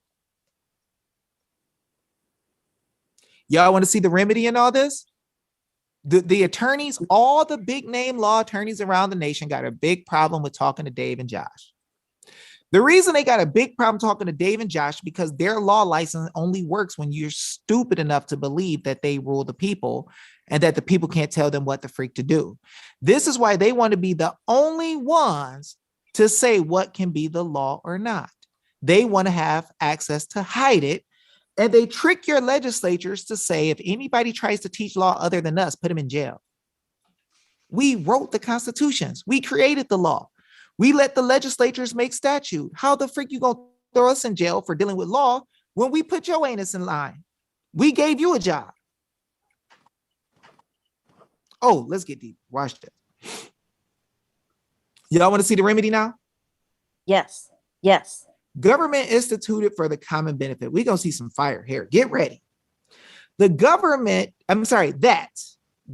is or ought to be instituted for the common benefit. Is it beneficial when they kick you out of your jobs or tell people to fire you for money? No. They all participate in COVID funds when they kick you out of your job. The business has already got money and they don't want to have to pay it back. So they're like, well, we'll get rid of the people. You just tell us what to do. Give us more money. We got you. Watch this. Protection and security of the government. No. What did it say? The people. Oh, okay. People, nation, or community. Is this talking about Virginia though, right? No. All the people. Oh, all the people. Okay. So they're supposed to be for the security of the people, nation, or community. So that means all of America, the whole republic.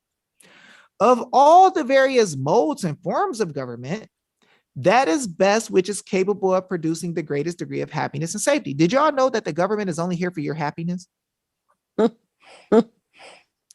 y'all know y'all can get rid of them when you're unhappy just for that reason? Did you know that we created government to say, if you suck, we just gonna fire you and start over? Did y'all know that? That sounds crazy. No. Some of y'all reading on like this dude really sounded crazy. Now let me read the rest and see what else is going on. Let me just go to the remedy and stop listening to this guy because he went crazy. Watch this. It's gonna get deep. And is most effectually secured against the danger of maladministration. Did it say most effectually secured against maladministration or even the danger of maladministration? Guys, is Biden acting in maladministration or good administration? Maladministration. Guys, these legislative body members around the country who don't want to let you tell that you want to have an audit of what happened on November 3rd, is that maladministration or good administration? Maladministration. Okay, so watch this. Let's see some remedy. And whenever your local government, Any. any government, I'm sorry. Whenever any, just in Virginia. No. No? Oh, okay. Whenever any government shall be found inadequate, guys, are the Biden guys adequate? No. Oh, okay. Can they even remember what adequate means? No, no. Okay. Whenever any government shall be found inadequate or contrary to these purposes, what purposes? Not getting close to the danger of maladministration, not making you unhappy, and not going against your safety. Forcing you to get something in your body that's making airplane pilots fall out the air. Is that freaking at good administration? Do they want us to just act like we don't see people falling out the air?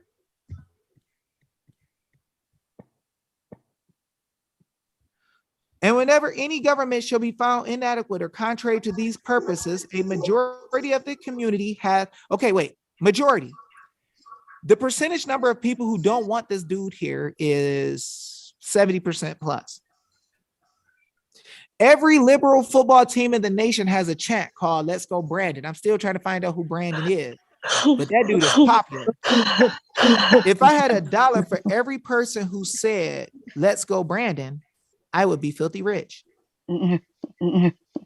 So we don't have to worry about majority. A majority of the community hath an indubitable, inalienable, and indefeasible right to reform, alter, or abolish it in such manner as shall be judged most conducive to the public will. So however you feel in the sense of the public good is the best to get rid of these dudes, you already can.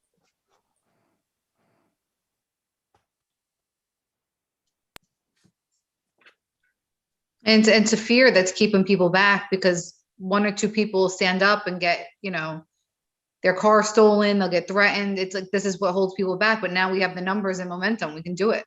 Y'all got 50,000 people in the group. Y'all got little Luke. Little Luke is like, that boy, he's got that 100% thoroughbred. But you got to realize, in any republic, the people have a right to alter, reform, or abolish. So guys, we know maladministration happened on November 3rd. It happened the other day in your state. Do y'all have to settle for that? No. No, y'all can tell the government what to do. Do y'all know what y'all supposed to be doing to y'all government officials? Challenging them. Let me show you. Tell me if anybody ever told you this.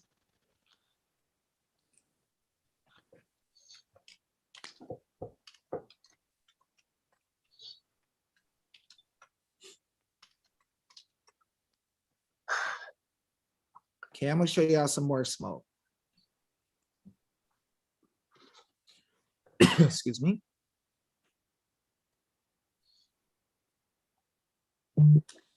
Okay, so let's see. This is the Michigan Constitution. Can y'all see it? Yeah. Yeah.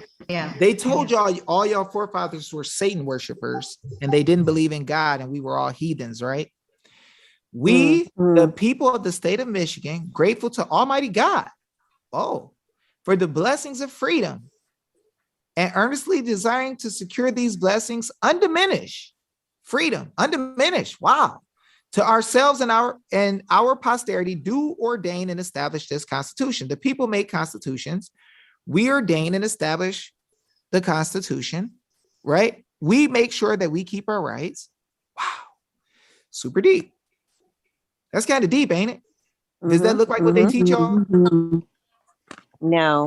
Watch this. Let me show y'all what y'all supposed to be doing to y'all government officials. And you have a right to. The people have the right to peaceably assemble, to consult, like you do with attorneys, for the common good, to beg their legislature and hope that they will listen to you because they're so mighty and powerful and redress your grievances. Instruct. Whoa, who is that deep voice guy? Who is that with the deep voice right there? That's Andy. I long for one of those. I patiently wait for a deep voice. It just ain't came yet. Did you just say instruct? Used a different. It says to instruct their representative.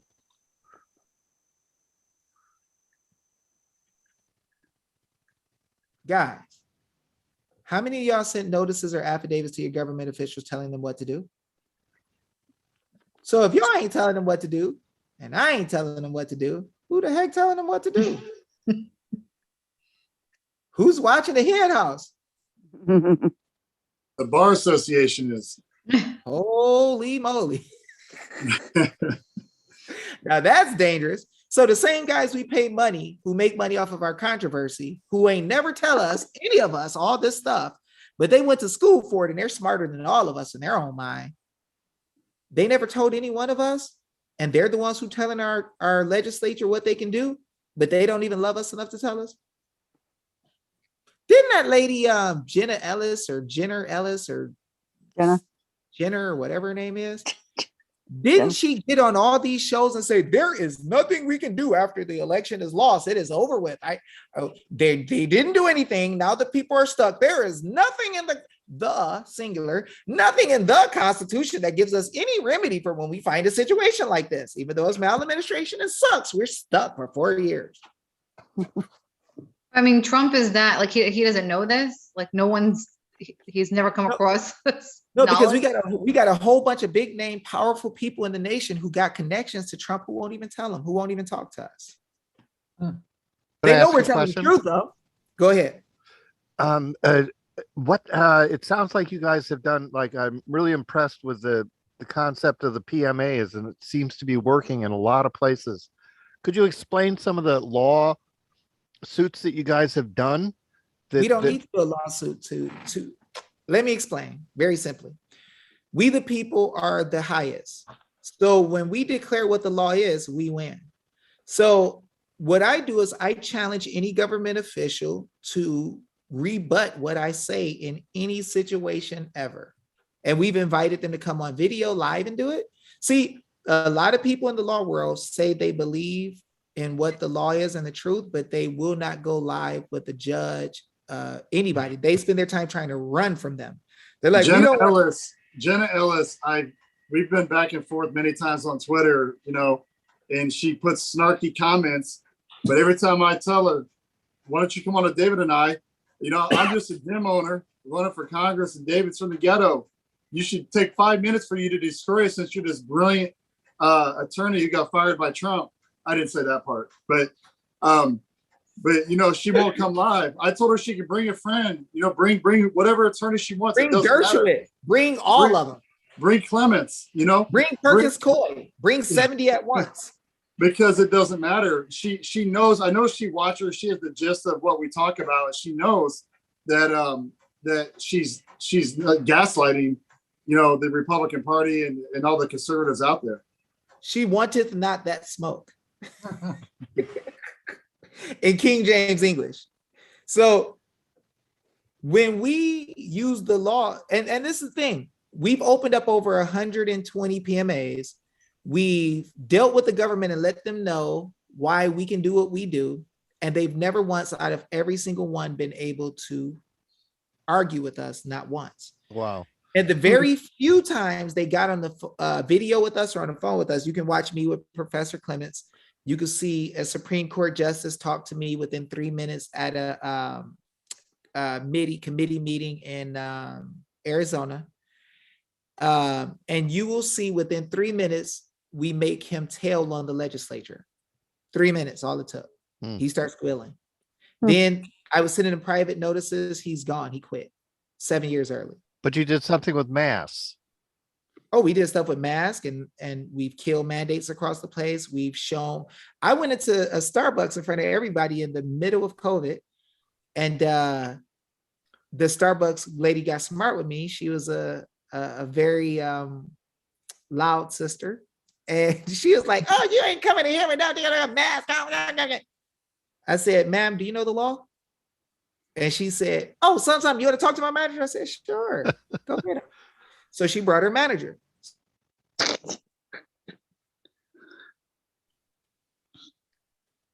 We had a super important meeting that we were going to. It was to the hotel lobby. So I'm over there waiting on David. I didn't know. I mean, I kind of heard what was going on, and I kind of was laughing because I knew he's gonna this poor general manager coming down. So I'm over there waiting on this meeting with some congressmen and other people. We were getting ready because this was the meeting that kickstarted off the audit and everything else in Maricopa. And so right before that, Taught David them ended how to up get it getting, at that meeting. he ended up getting free lunch and a free coffee, I think, out of the deal.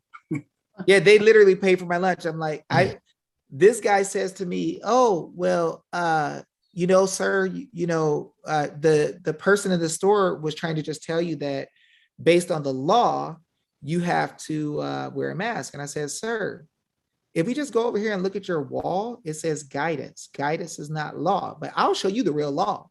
My religion tells me I don't wear masks, sir.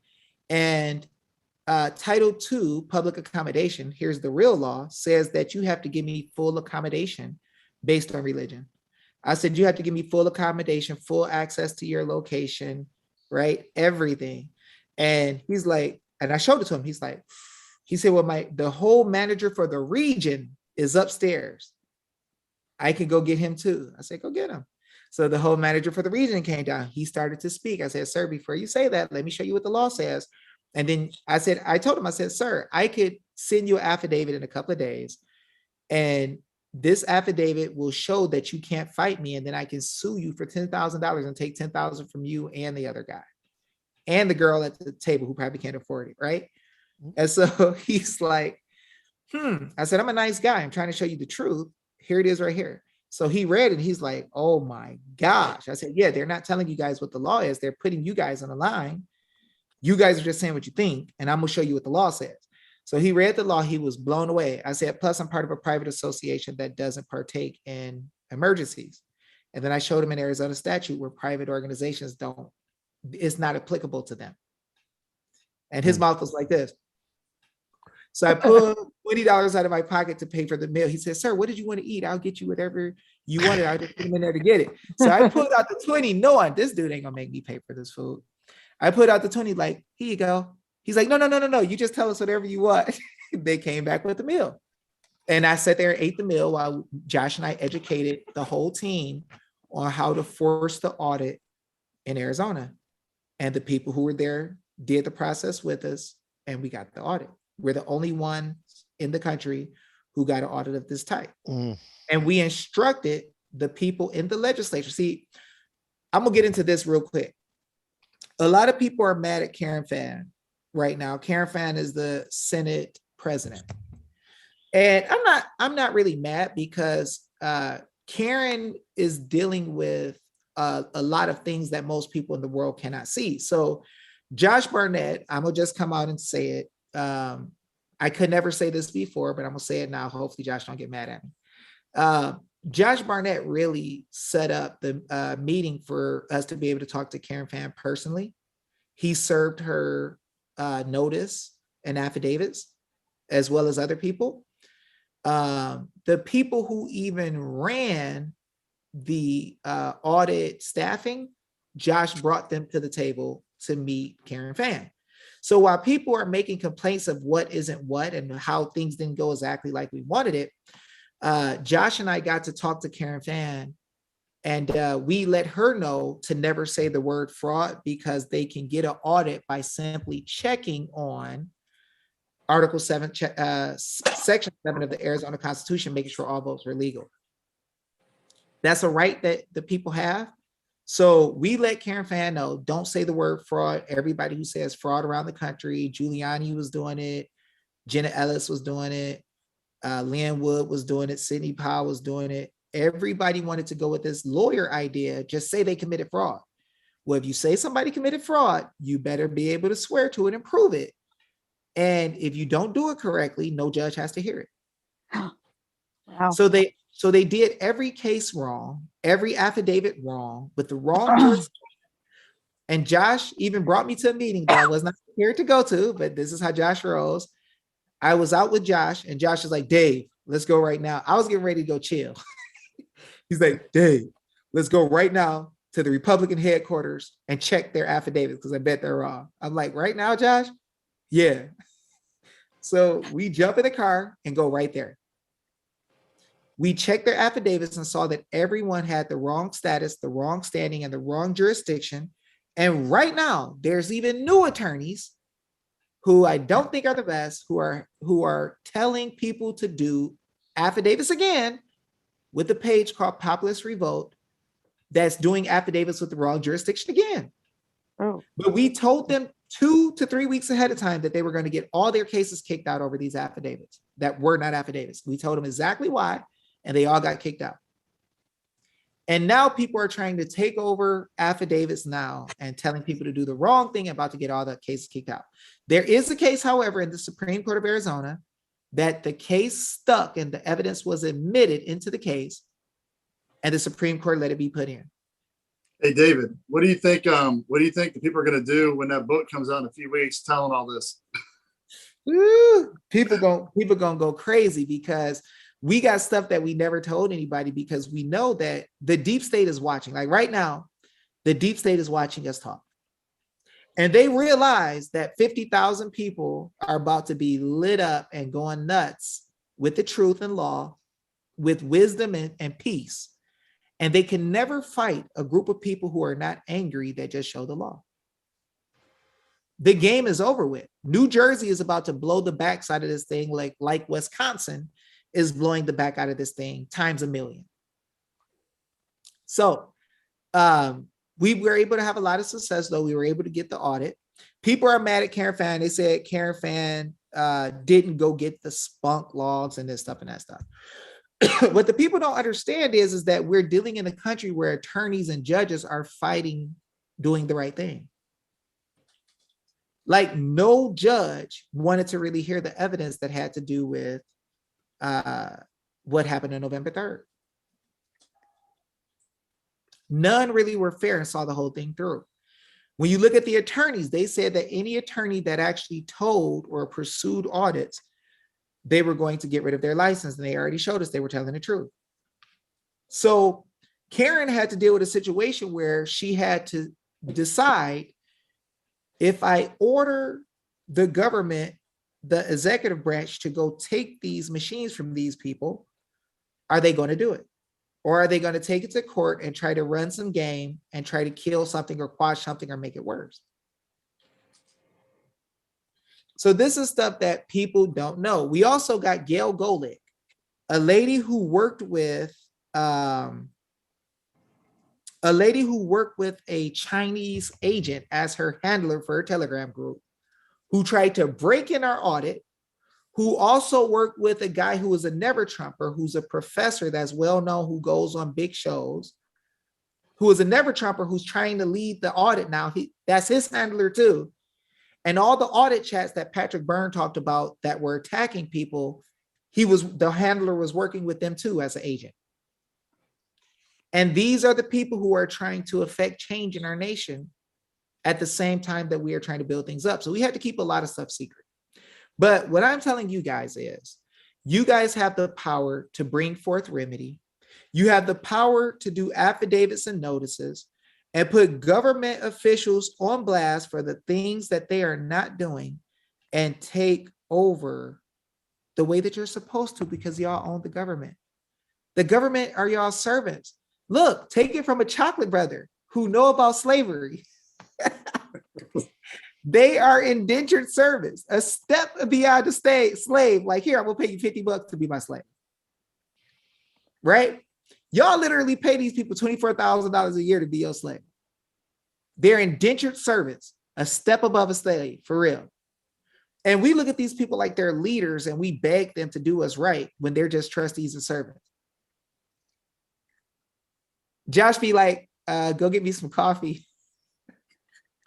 That's my favorite thing with a certain senator that I love, but he's a Marine, so we kind of talk some trash back and forth. And I always tell him, if I want your opinion, I'll tell you, go get me iced black coffee with stevia. He's a good sport. He knows I mean well, but he knows, and I let it be known that, I'm being real at the same time. Yeah. So, I'm joking, but I'm not. What should we be doing, guys, like in New Jersey at this point? Y'all should be doing affidavits and notices based off of your constitution and like the Virginia Constitution, because it deals with all republics, and letting these people know y'all know. Y'all could do a affidavit or a notice by Friday to let the government officials know what position they're in, and teach everybody in that group and get them to join in, and y'all would flood the government to the point that they would know what your position is and they can no longer hide it. And y'all will see y'all state bend and do what y'all tell them to do. So have you seen the affidavit that was created for the 2020 election in New Jersey? That was one thing. I would do a new notice showing them that they are your servants and trustees in their position and how they are to be instructed by you, and demanding that they give you constitutional authority to show where that's not the case. Show where they rule over the people and they can make decisions based on their own will. See, what y'all need is a come to Jesus meeting.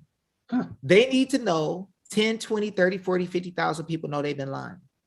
Right. I was thinking of an audit. I'm not even sure what this is all about here, but there's already an audit affidavit that's been turned in your state. Y'all can resubmit it. But remember, y'all got 50,000 people in a group who don't know that they have the right to control government.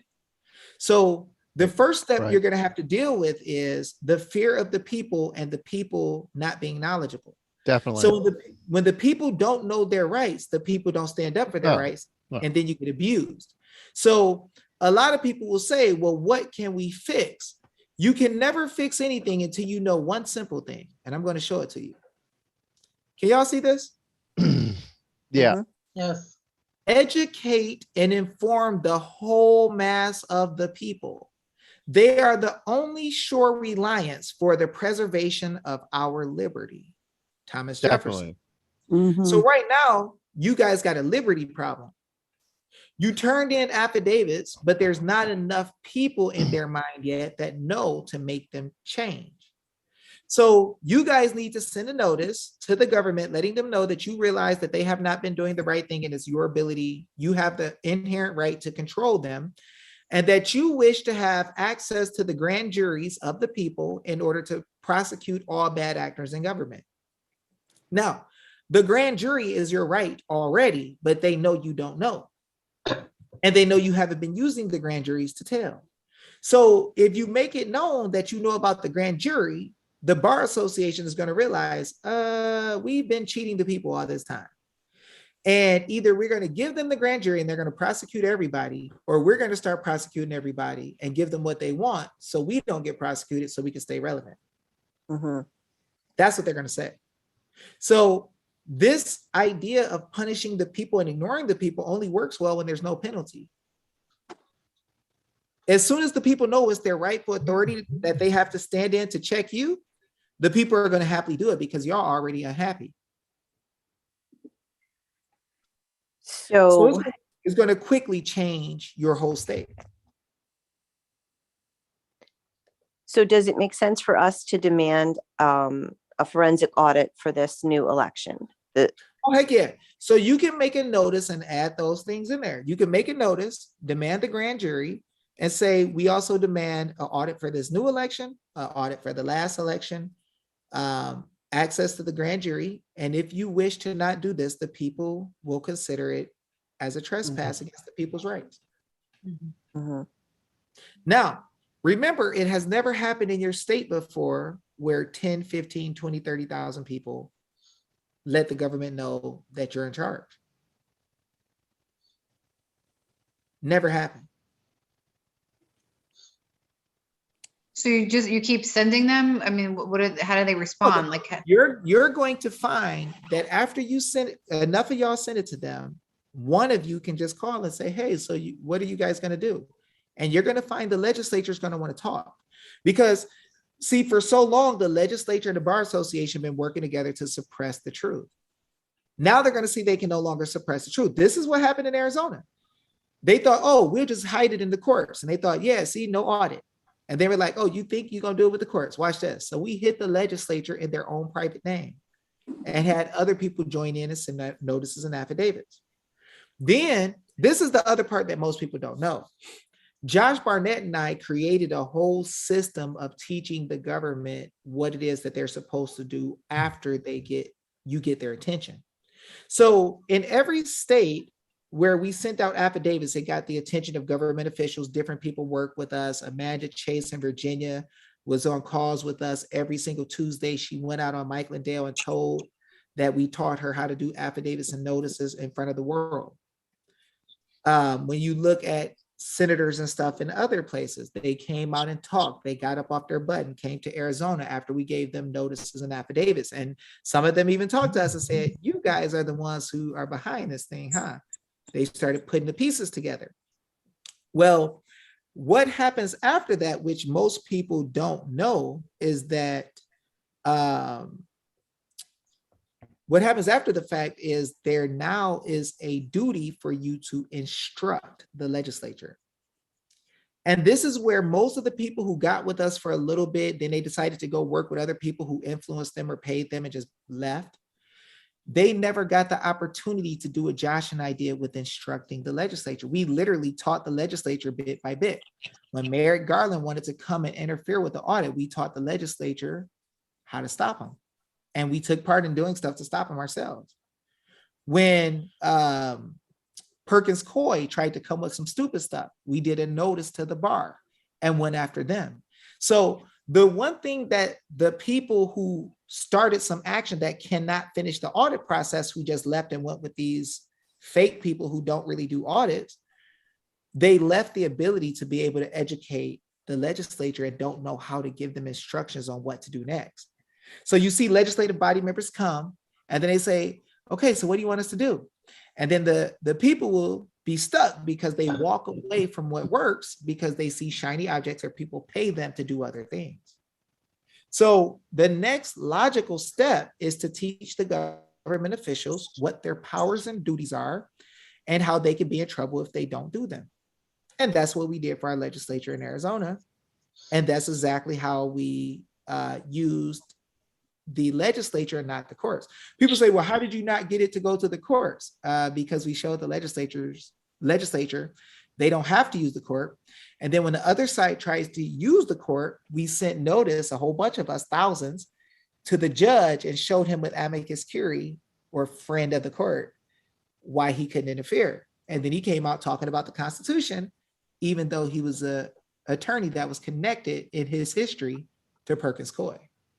So these are the secret things that most people don't know, all put together into one piece.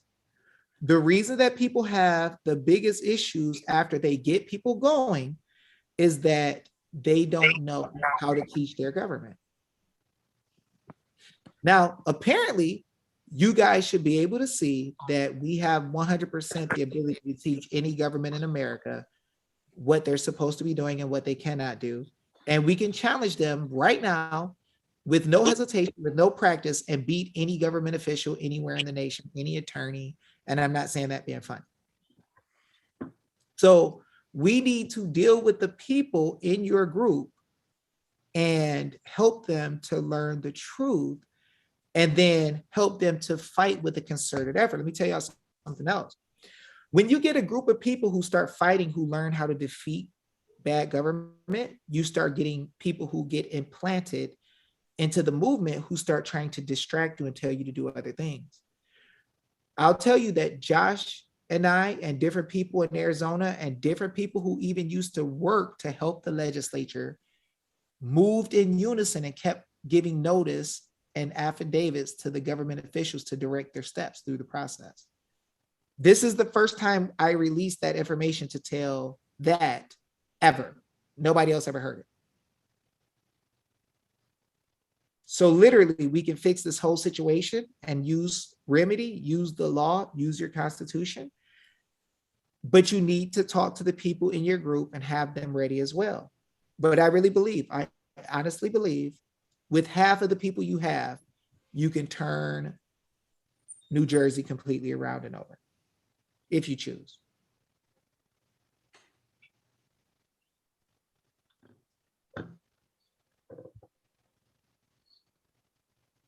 If you choose.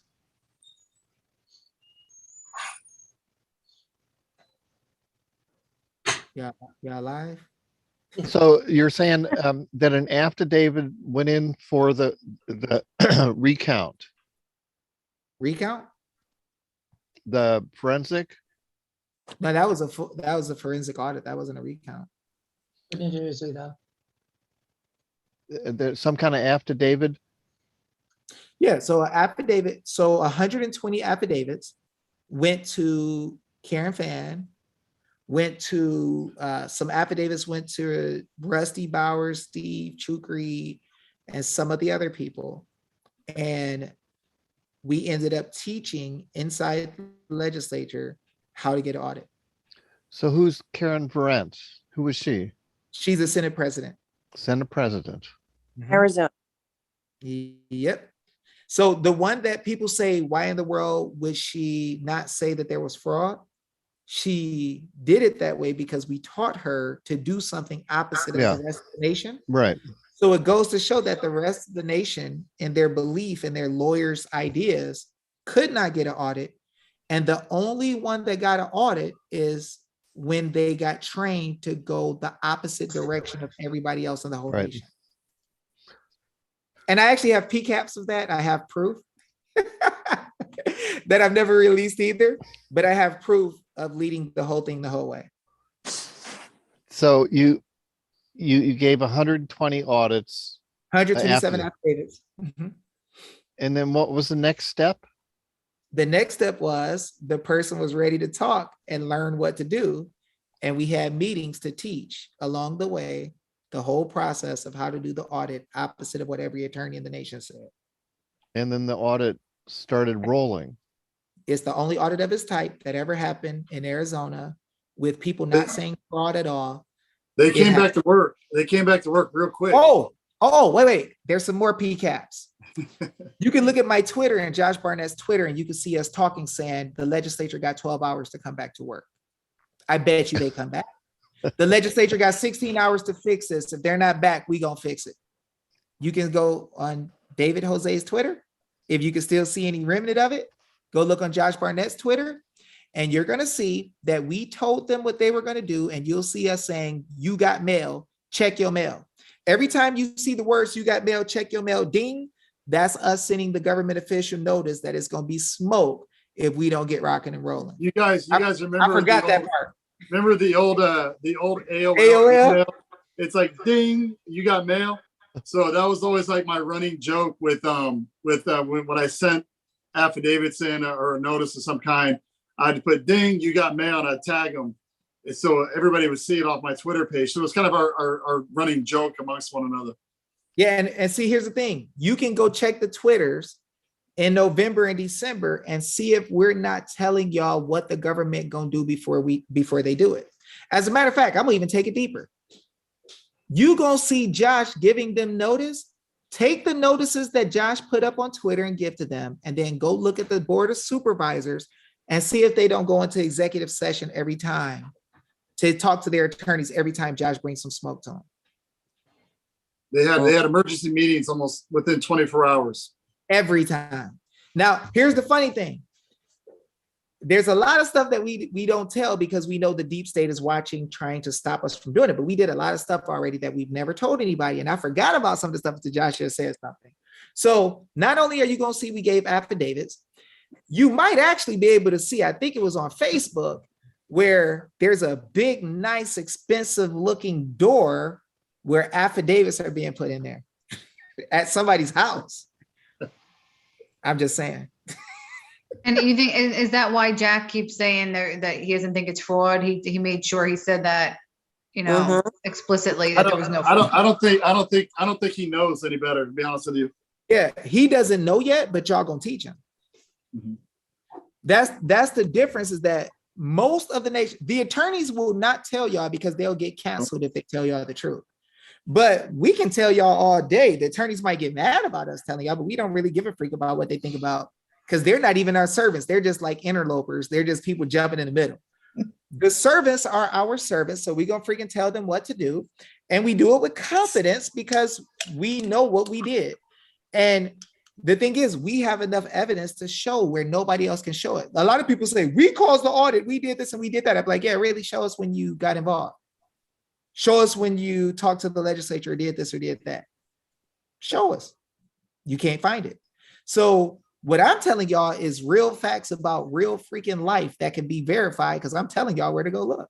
Matter of fact, you could go all the way back to November 5th, look on Sophia Zori, Sophia Zori, Zorai. Look on her Facebook, you'll see me on video after Josh first brings me into this situation at night speaking, saying, Arizona, you're going to do affidavits and it's going to shake the whole nation and the rest of the nation is going to follow, I guarantee you. And Arizona did it, and y'all see exactly what it brought forth. We told the remedy when nobody else knew what the remedy was, when nobody else thought it was possible, when everybody else was laughing, saying we're doomed, they won't listen to us. We got the deep state in Arizona. Our governor is connected to mafia people and Jesuits. It ain't gonna never work. We were telling before anything even happened what was gonna happen. So when I tell y'all to have confidence in knowing the truth, I'm not telling y'all something I don't believe in or walk in. We told the people from 2 days after the crazy stuff happened exactly how to beat the deep state, and we did it. Hey, you guys remember when David first opened this up tonight, what he said? You guys recall that? No. David started off saying, I guarantee you that once we get this done, things are going to be moving. And in the same year, because we've seen this happen repeatedly, you're going to get, for example, in Michigan, no senators in Michigan would talk to Matt DePerno. He couldn't get one person to talk to him about the Antrim County information that they gathered or anything. Nothing would happen. So then we got with him, did an affidavit for a statewide forensic audit. Now we got five senators that decided to come out and start talking with him. Within a few weeks, 5 senators came out of the woodworks. So now everything happens slow. That's how it is. Unfortunately, it's just how it is. But you know, to get what it does is going to get this conversation moving, and you're going to see that when you guys do this, you're going to get conversation moving between state legislatures and potentially even higher up. That's going to want to find out what to do, what this is, and they're going to be surprised by what the rights are that you're showing.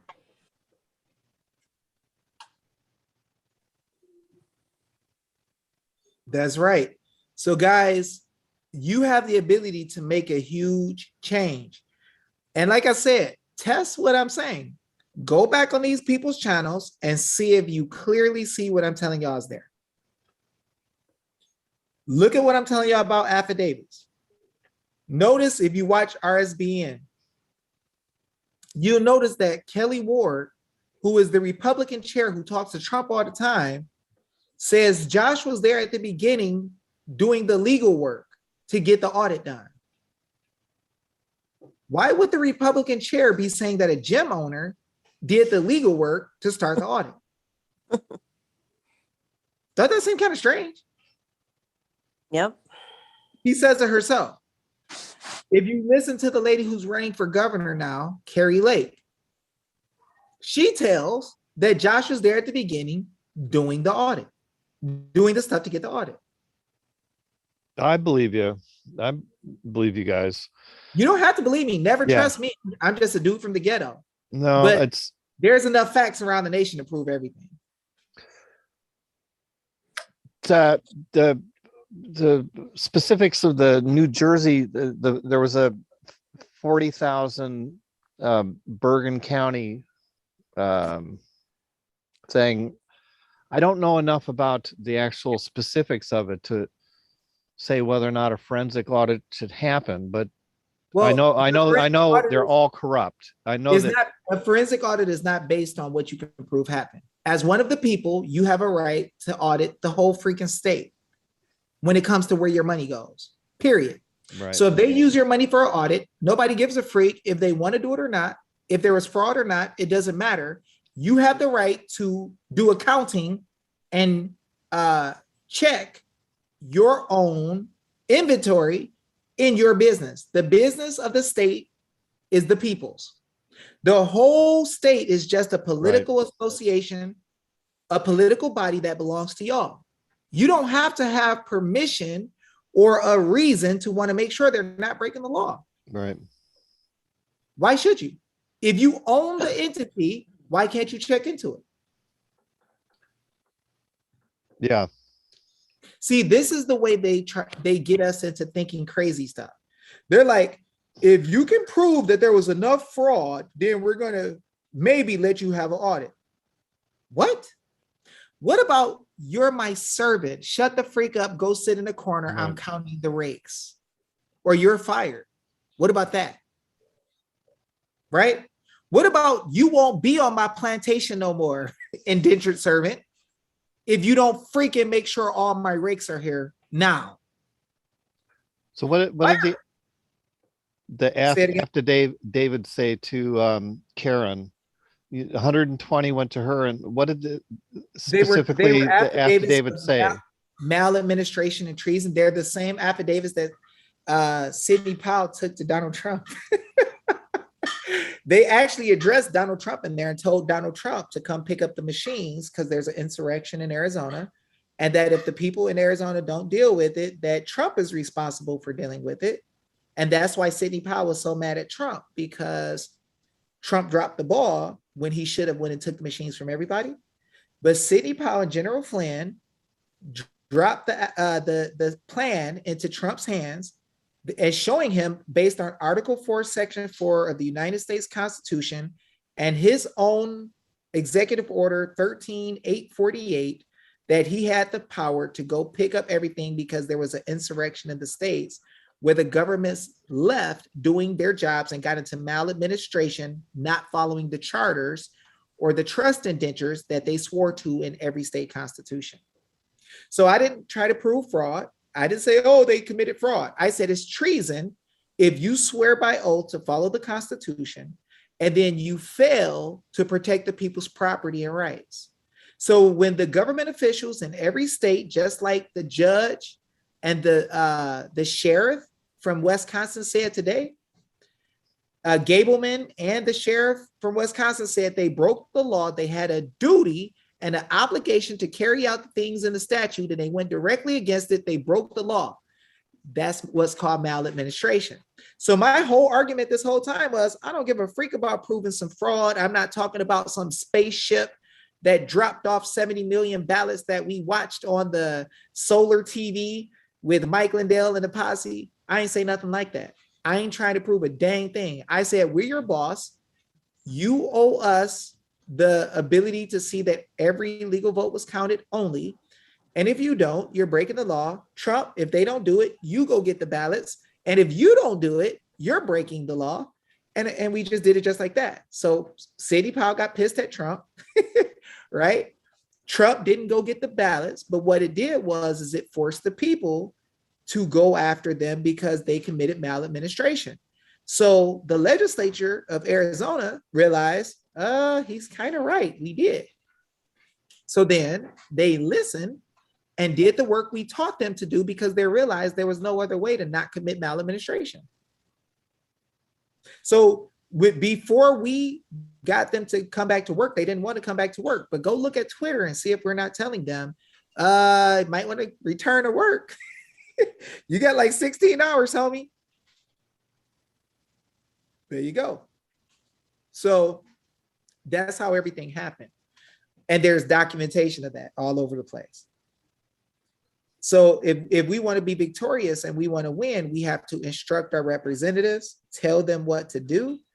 And if we don't do that, then we're breaking the law because we are the trust protectors for the Constitution. When the people see that the government is out of line, it is our duty to repair it.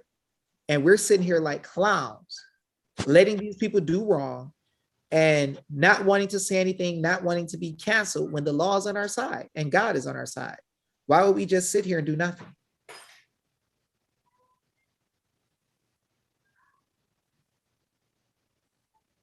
Don't lawyers, when you become part of the bar, you have to like say some kind of pledge to the court or something? Don't they have? They do a thing with the court. They're under what's called the Supreme Court roll of attorneys, but they do give an oath to do their duties and to carry them out right. But that really doesn't mean a lot when in the middle of every single case, they're not the ones on the line.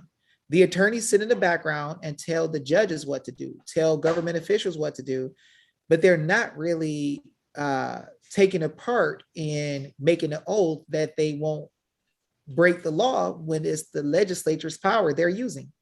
They're getting the legislature to write statute. They're telling the legislature, oh, you can't do this. You can't get an audit.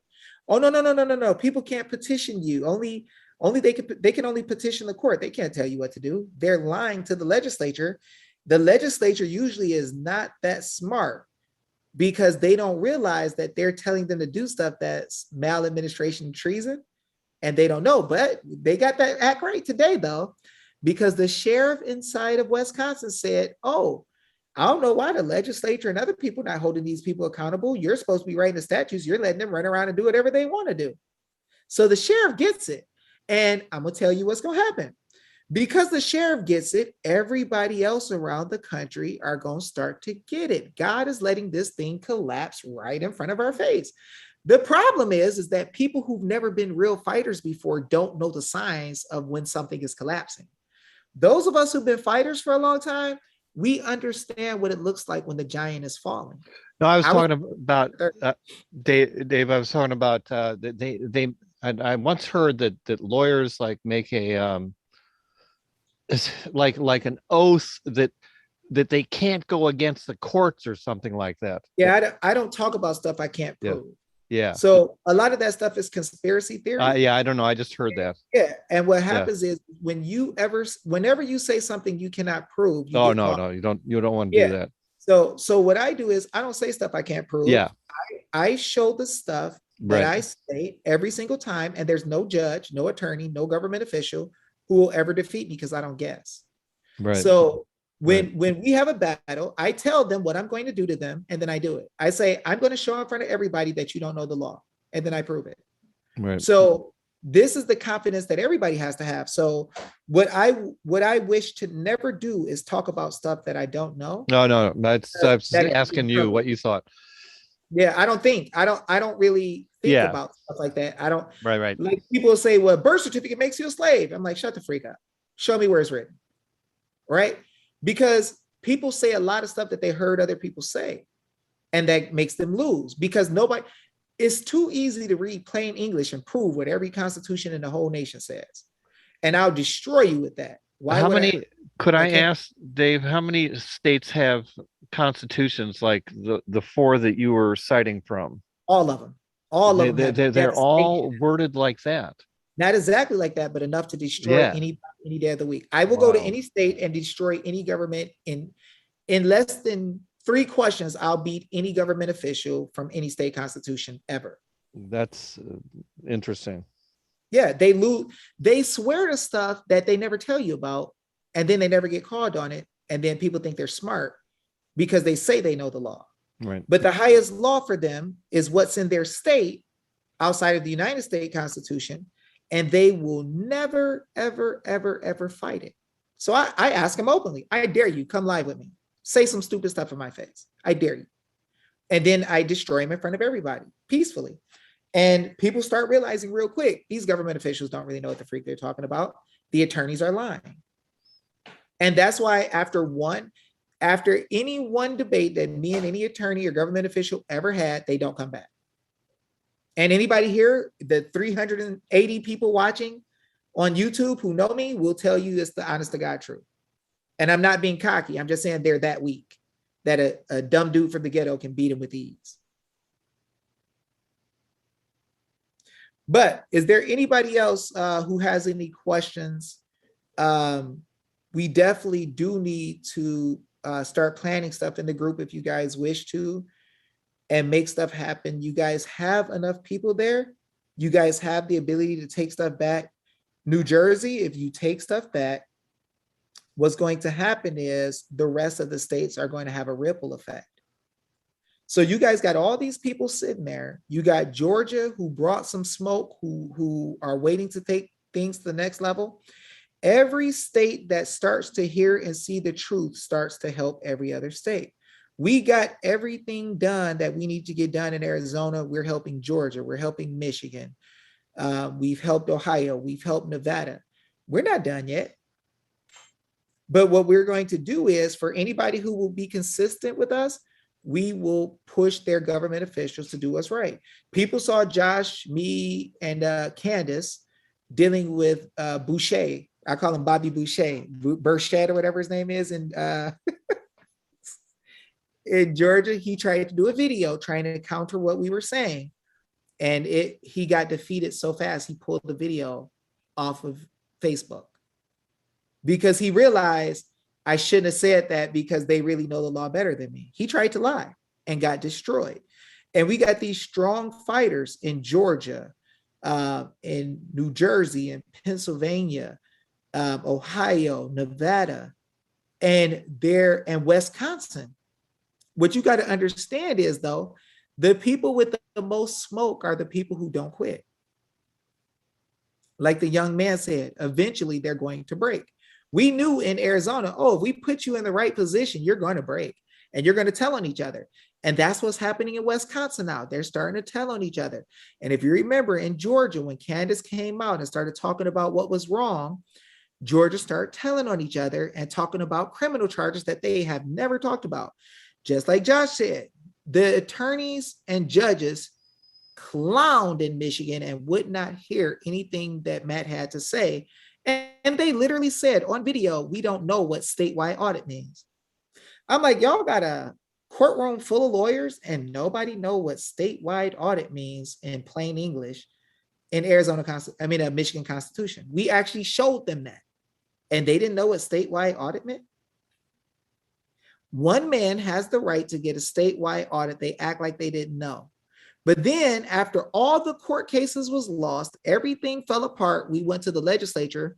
Now there's 4 or 5 legislative body members who are listening to Matt. Why did that happen? Now, I know that people may not know the rest of the process to teach the whole legislature what to do or the right people in the legislature, but people usually slow down when they don't understand completely what to do. The thing is, right now, you guys need to be pushing the gas.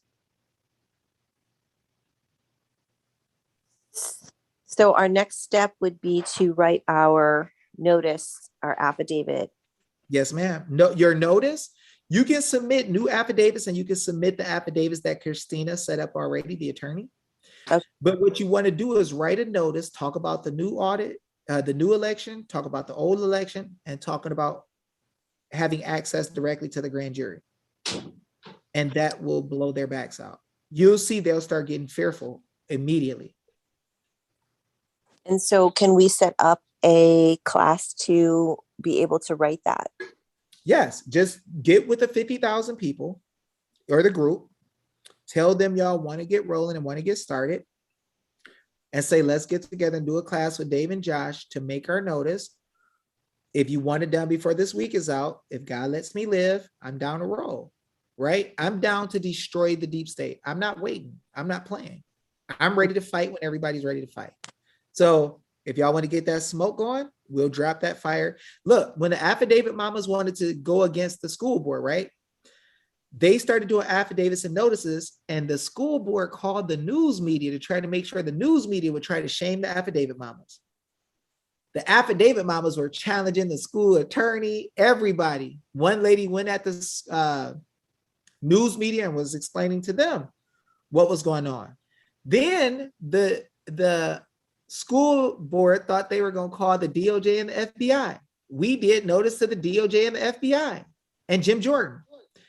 Merrick Garland ended up getting called in by Jim Jordan and them and clowned on TV, and then the school board apologized. Why would they apologize? They've never done that. They don't apologize to parents. But what happened is we brought that action to them where other people would freaking run from them. And when we did that, we saw the big bad wolf was all out of air. So the thing is, a lot of people are not really about, like they say in the hood, they say they're not about that life, right? They're really not about that life. They'll come on a video and act like they want to be tough. They want to be, I'm a strong fighter, yeah. But then when it really gets down to it, they're not really that serious. So the ones who are really serious, it was 6 affidavit mamas who started out, who are destroying the school boards, destroying them, dropping fire, making the DOJ sit his butt down. And that's just 6 moms and a couple that came later. Nobody can tell me the people don't have all the power. It's just the people don't believe because they haven't done it. But as soon as you start, it's gonna be game over. I'm ready. Let's get it Okay. going. I don't Yeah. ask everybody to come. Some people are weak and soft. The weak and soft people, I say, take your butt to bed, go play with your Barbie doll, go lay with your comfy pillow, your security blanket, and we'll fight for you. We're not going to beg you to come fight. We're not going to beg you to stand up on your rights. So if you feel like, well, I won't move with you because I don't feel like I should because I'm this, stay at home. We don't care. We will win without you. God didn't need everybody to fight with him, and we don't need everybody to fight with us. But for me and my house, we gonna serve the Lord and we gonna bring that smoke, right? The days of government officials do whatever the freak they want to do, those days are over. I mean, yeah, I mean, if you're not going to fight now, I mean, we're facing communism. Like, this is it. Like, if you're not going to do it now, there's nothing else. What do you do? So I hope your chains rest light. But we're the bosses, right? We're taking our role back. I don't know about everybody else, but we're going to take our role back. So that's the thing, guys. Be strong. Take your role back if you wish. If not, you don't have to join. It's okay. It's fine. We understand. But for those of us who really want to stand and do what's right, we know what the nation is coming to if we don't. We know that we are at one of those points where they are forcing people to do stuff that's not safe.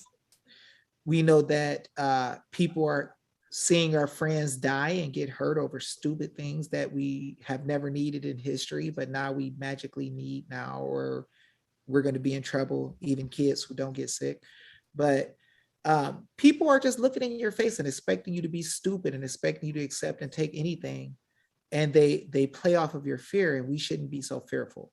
We should trust God and know that we've seen great things happen. We should be giving God the glory for the good things that have happened and taking joy in all these victories we've had, all these open entities, all these people who got their kids back, all these people who had good things happen. We should take joy in that.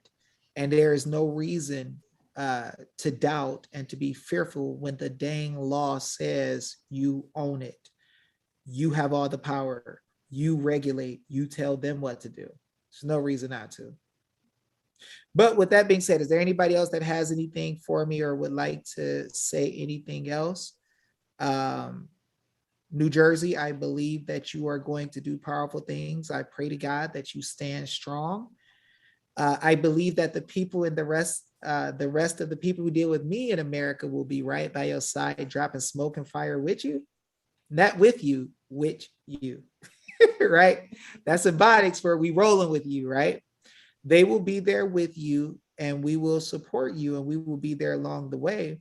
And guys, I don't think it's going to be long before federal grand juries start prosecuting people in the different states for this bull, because we realize what they're doing. So just know, guys, that we are taking all the power back, and it is not a game. It is not a game. And we got the success to prove it. We got the people from the TSA and from federal entities and different businesses that we put on notices that they got their job. They're not walking around with masks on or getting anything put in their body. But a lot of other people talking about they got chest pains and other stuff because they submitted to some bull that they didn't want to do. It's about time that we stop being so reactive and we stand up and we do what's necessary right now.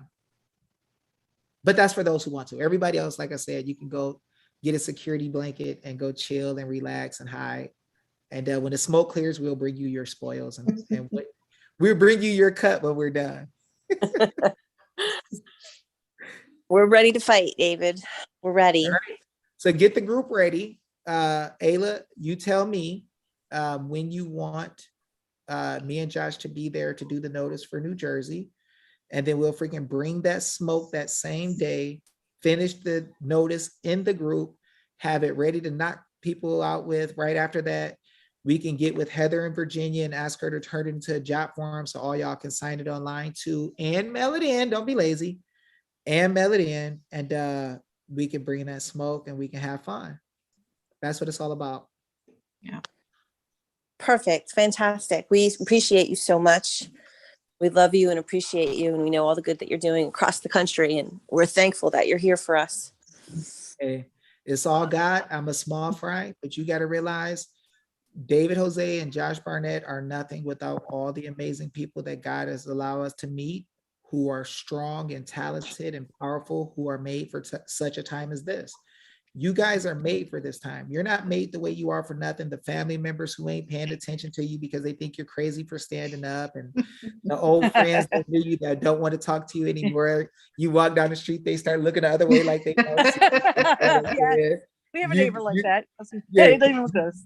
You call them and they got caller ID. They don't want to answer. All those people, that's the thing. You page them, right? You send them a page and say 911 and they don't pay attention to it, I'm sorry, that's old school. The new kids like, hey, what the heck is that? You send them someone on their Instagram page? Dude. They don't know about beepers. Yeah, for real. They're like, beeper, what? What the heck you talking about? Is that like what's on the back of the car? Or get out the way, right? No, that's ludicrous. But anyway, look, y'all have been made for such a time as this, and people not gonna understand why you're not the same, why you're weird, right? Is because God made you as a revolutionary, and the vision you see, they can't see because it's not for them to win. This is for you. And so when you have a conviction in your soul and you know that you're made to do something, you feel it and you try to run from it and it won't let you run. You try to stop and it won't let you stop. And you're like, man, what in the world is going on here? That is because you are made to do the unthinkable. So get used to it. Be what it is that God made you to be. You are made to do big things so he can get big glory, right? I tell people I'm a loser that can't grow any hair. I got a great tooth from a hard collision in football, and I got ashy elbows, right? That's my Muay Thai elbows. I got ashy elbows, but when it comes to bringing that smoke, I'm gonna bring that smoke like it's no tomorrow because that's what God made me to do. So if I could take a nothing like me and we can do some good work, and we could take a gym owner from that played for Purdue, and he's knocking the snot out of people and doing all this good stuff, then what can God do with y'all? It's gonna be good. So with that being said, I'm gonna let y'all have this video. I love the heck out of y'all. Y'all the best. Thank you. You came on. Thank you, David. Thank Even you. We the really ones- appreciate your time. Even the ones who hid in the background who ain't say nothing, like, man, I ain't about to get on that show. It might pop open and show the screen. Somebody hide in the background looking like Hunter Biden. They're like, you can't see me. I look like Hunter. Okay. But that's the thing. Even those of y'all who hid, we still love y'all. And let's knock this thing out, y'all. Let's have some fun. You see that your forefathers left you some great stuff. They loved you. Your forefathers had people wanting to kill them over this stuff. Yeah. It was not a good thing to be having a republic where people wanted to rule the earth, right? You got a certain group of people with a saying that says they came, they saw, and they conquered. And they wanted to conquer the people of America. And your forefathers are in the way. Well, they're back again. I hope you're in the way. So I hope you stand up to your good names. I hope you stand up and live like the blood that came before you, that was patriot blood, that stood on the truth, that gave up their lives, their fortunes, and everything else, and put it all on the line in order to stop bad actors from taking over. Now it's your turn. So you know that this ain't got nothing to do with me and how great I could be, because I'm a nobody, nothing from the ghetto. So if God is using me to show y'all what your forefathers said, you know this ain't nothing that no human has put together, including me. This is God, because there's no reason for somebody who didn't come from where your forefathers came from to be talking to you about what they said. So please, please, please, please, walk in the way that God would have you to walk, and don't let your forefathers down by letting this great nation go, that the law came from the common law, which came from the Bible. Let's do good by it, y'all.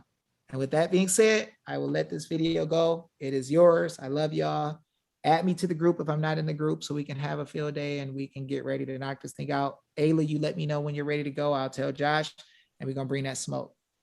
I will catch y'all later. Y'all be cool.